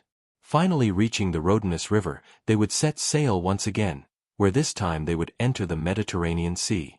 Setting sail, Jason and his men would begin to hear a beautiful melody. For his ship was passing the home of the sirens, irresistible creatures that enticed sailors to their death with their bewitching songs. It was at this moment that Orpheus, the famous poet, would take out his lyre and begin to play his beautiful songs, songs that would grow louder and louder as they drowned out the sirens' call. Only when they had passed by safely would Orpheus put down his lyre, with all the men on board cheering and thanking him for saving their lives. Heading back to Greece, their next stop would be the island of Scheria, home to the Phaeacians, a kind people who welcomed them with open arms. After facing so many dangers, they would rest on the island for a few weeks, with Jason and Medea hosting a great wedding during their time there. Now married, they would take to the sea once again, finally heading home to Greece. But as they neared close to home, the Argonauts would decide to take one final rest on the island of Crete. However, unknown to them, the island was home to Talos, a bronze giant that patrolled the shore 3 times each day, destroying any ship that approached. Powerless against the giant, the Argonauts would run in terror, with there being nowhere to hide on the beach. But Medea, using her magic, would soon be able to identify Talos' one weakness, a large bronze nail in the side of his ankle that prevented his divine blood from pouring out. Stopping the giant, Medea would tell Talos that she was a powerful witch and could make him immortal. The only thing he had to do was follow her instructions. Claiming that it was the nail in his foot that kept him from becoming immortal, and Talos, never having talked to a human, would be easily tricked, reaching down and pulling out the nail. With his blood pouring out, Talos would fall down to the ground, never to torment travelers again. With the giant defeated, the Argonauts would board their ship, soon reaching the kingdom of Iolcus. After many years of travel and with the golden fleece in hand, Jason was finally ready to reclaim his homeland. Arriving back in the city, Jason would learn that King Peleus had put his father to death during his absence, with revenge now the only thing on his mind. Approaching the king with the golden fleece, Jason demanded that the kingdom be rightfully transferred to him, but Peleus, not honoring his word, would refuse, asking Jason to leave. However, Medea, realizing the king would never give up his throne, came up with a cunning plan. Inviting the king's daughters to attend, Medea would chop an old ram into pieces, boiling it in a cauldron for all to see. Using her magic, the ram would come back to life, jumping out of the cauldron with its youth restored. But Peleus' daughters, having seen their father grow old and weary just as the ram had, desired him to be rejuvenated as well. And so, when Medea told them she could perform the same magic on the king, their faces lit up with joy. Sneaking into Peleus' room when all were asleep, they would chop their father into pieces and throw him in the cauldron, eagerly awaiting Medea's return the next morning. But upon seeing the king butchered by his own daughters, all Medea could do was laugh, her cunning plan having worked exactly as foreseen. With Peleus now dead, Jason was ready to take the throne. However, the king's son Acastus would discover Medea's involvement in the gruesome murder, driving her and Jason from the city. Traveling south, they would find a new home in the city of Corinth, with Jason taking the golden fleece and hanging it in the temple of Zeus, leaving his life of adventure behind. Creating a new family with Medea, the two would have many children together, but as the years went on, Jason's eyes would begin to wander. Craving the fame and fortune of his youth, he would look for a wife that he could use to rise through the ranks of society, abandoning Medea and his family to marry the princess Creusa. Betrayed, and her heart broken, having murdered her own brother to help Jason, Medea would swear revenge, sending a magic robe to Creusa as a wedding gift. As soon as the robe touched her skin, Creusa's flesh would begin to burn, with her letting out a scream of agony. Her elderly father would attempt to save her, but upon touching the robe he too would begin to burn, with the pair dying together in front of Jason's tearful eyes. Horrified at the death of his new wife, Jason, knowing who had sent the cursed robe, would draw his sword and rush to confront Medea, but upon finding her, he would discover the true extent of her rage. For at her feet lay the dead bodies of their 2 sons, Alcimenes and Tysander, with blood still dripping from the dagger Medea had used to kill them. Dropping to his knees, Jason would begin to weep, with Medea flying off in the chariot of her grandfather, the sun god Helios, her final act of revenge complete. Jason would go on to live the rest of his life as a lonely man, never finding love and producing no more children. Clinging on to the memories of his youth, Jason would often visit the Argo, which had been deserted on the shore. With many years having passed and Jason now an old man, one day while he was lying under the ship, its rotting stern would collapse, crushing him below. The ship that had once brought him fame and fortune would now be the very thing that brought his life to an end. As for Medea, she would flee to the city of Athens, gaining refuge and using her beauty to seduce King Aegeus. Becoming queen, she would bear him a son, but her rise to power would soon be challenged, when the city's rightful heir, the great hero Theseus, would return to claim the throne. Many years before Medea's arrival to Athens, King Aegeus had ruled the city alone, having tried and failed many times to father an heir to which he could leave his kingdom. Believing he was incapable of having children, Aegeus would travel to Delphi and ask the oracle for help, who would instruct him to travel to the small kingdom of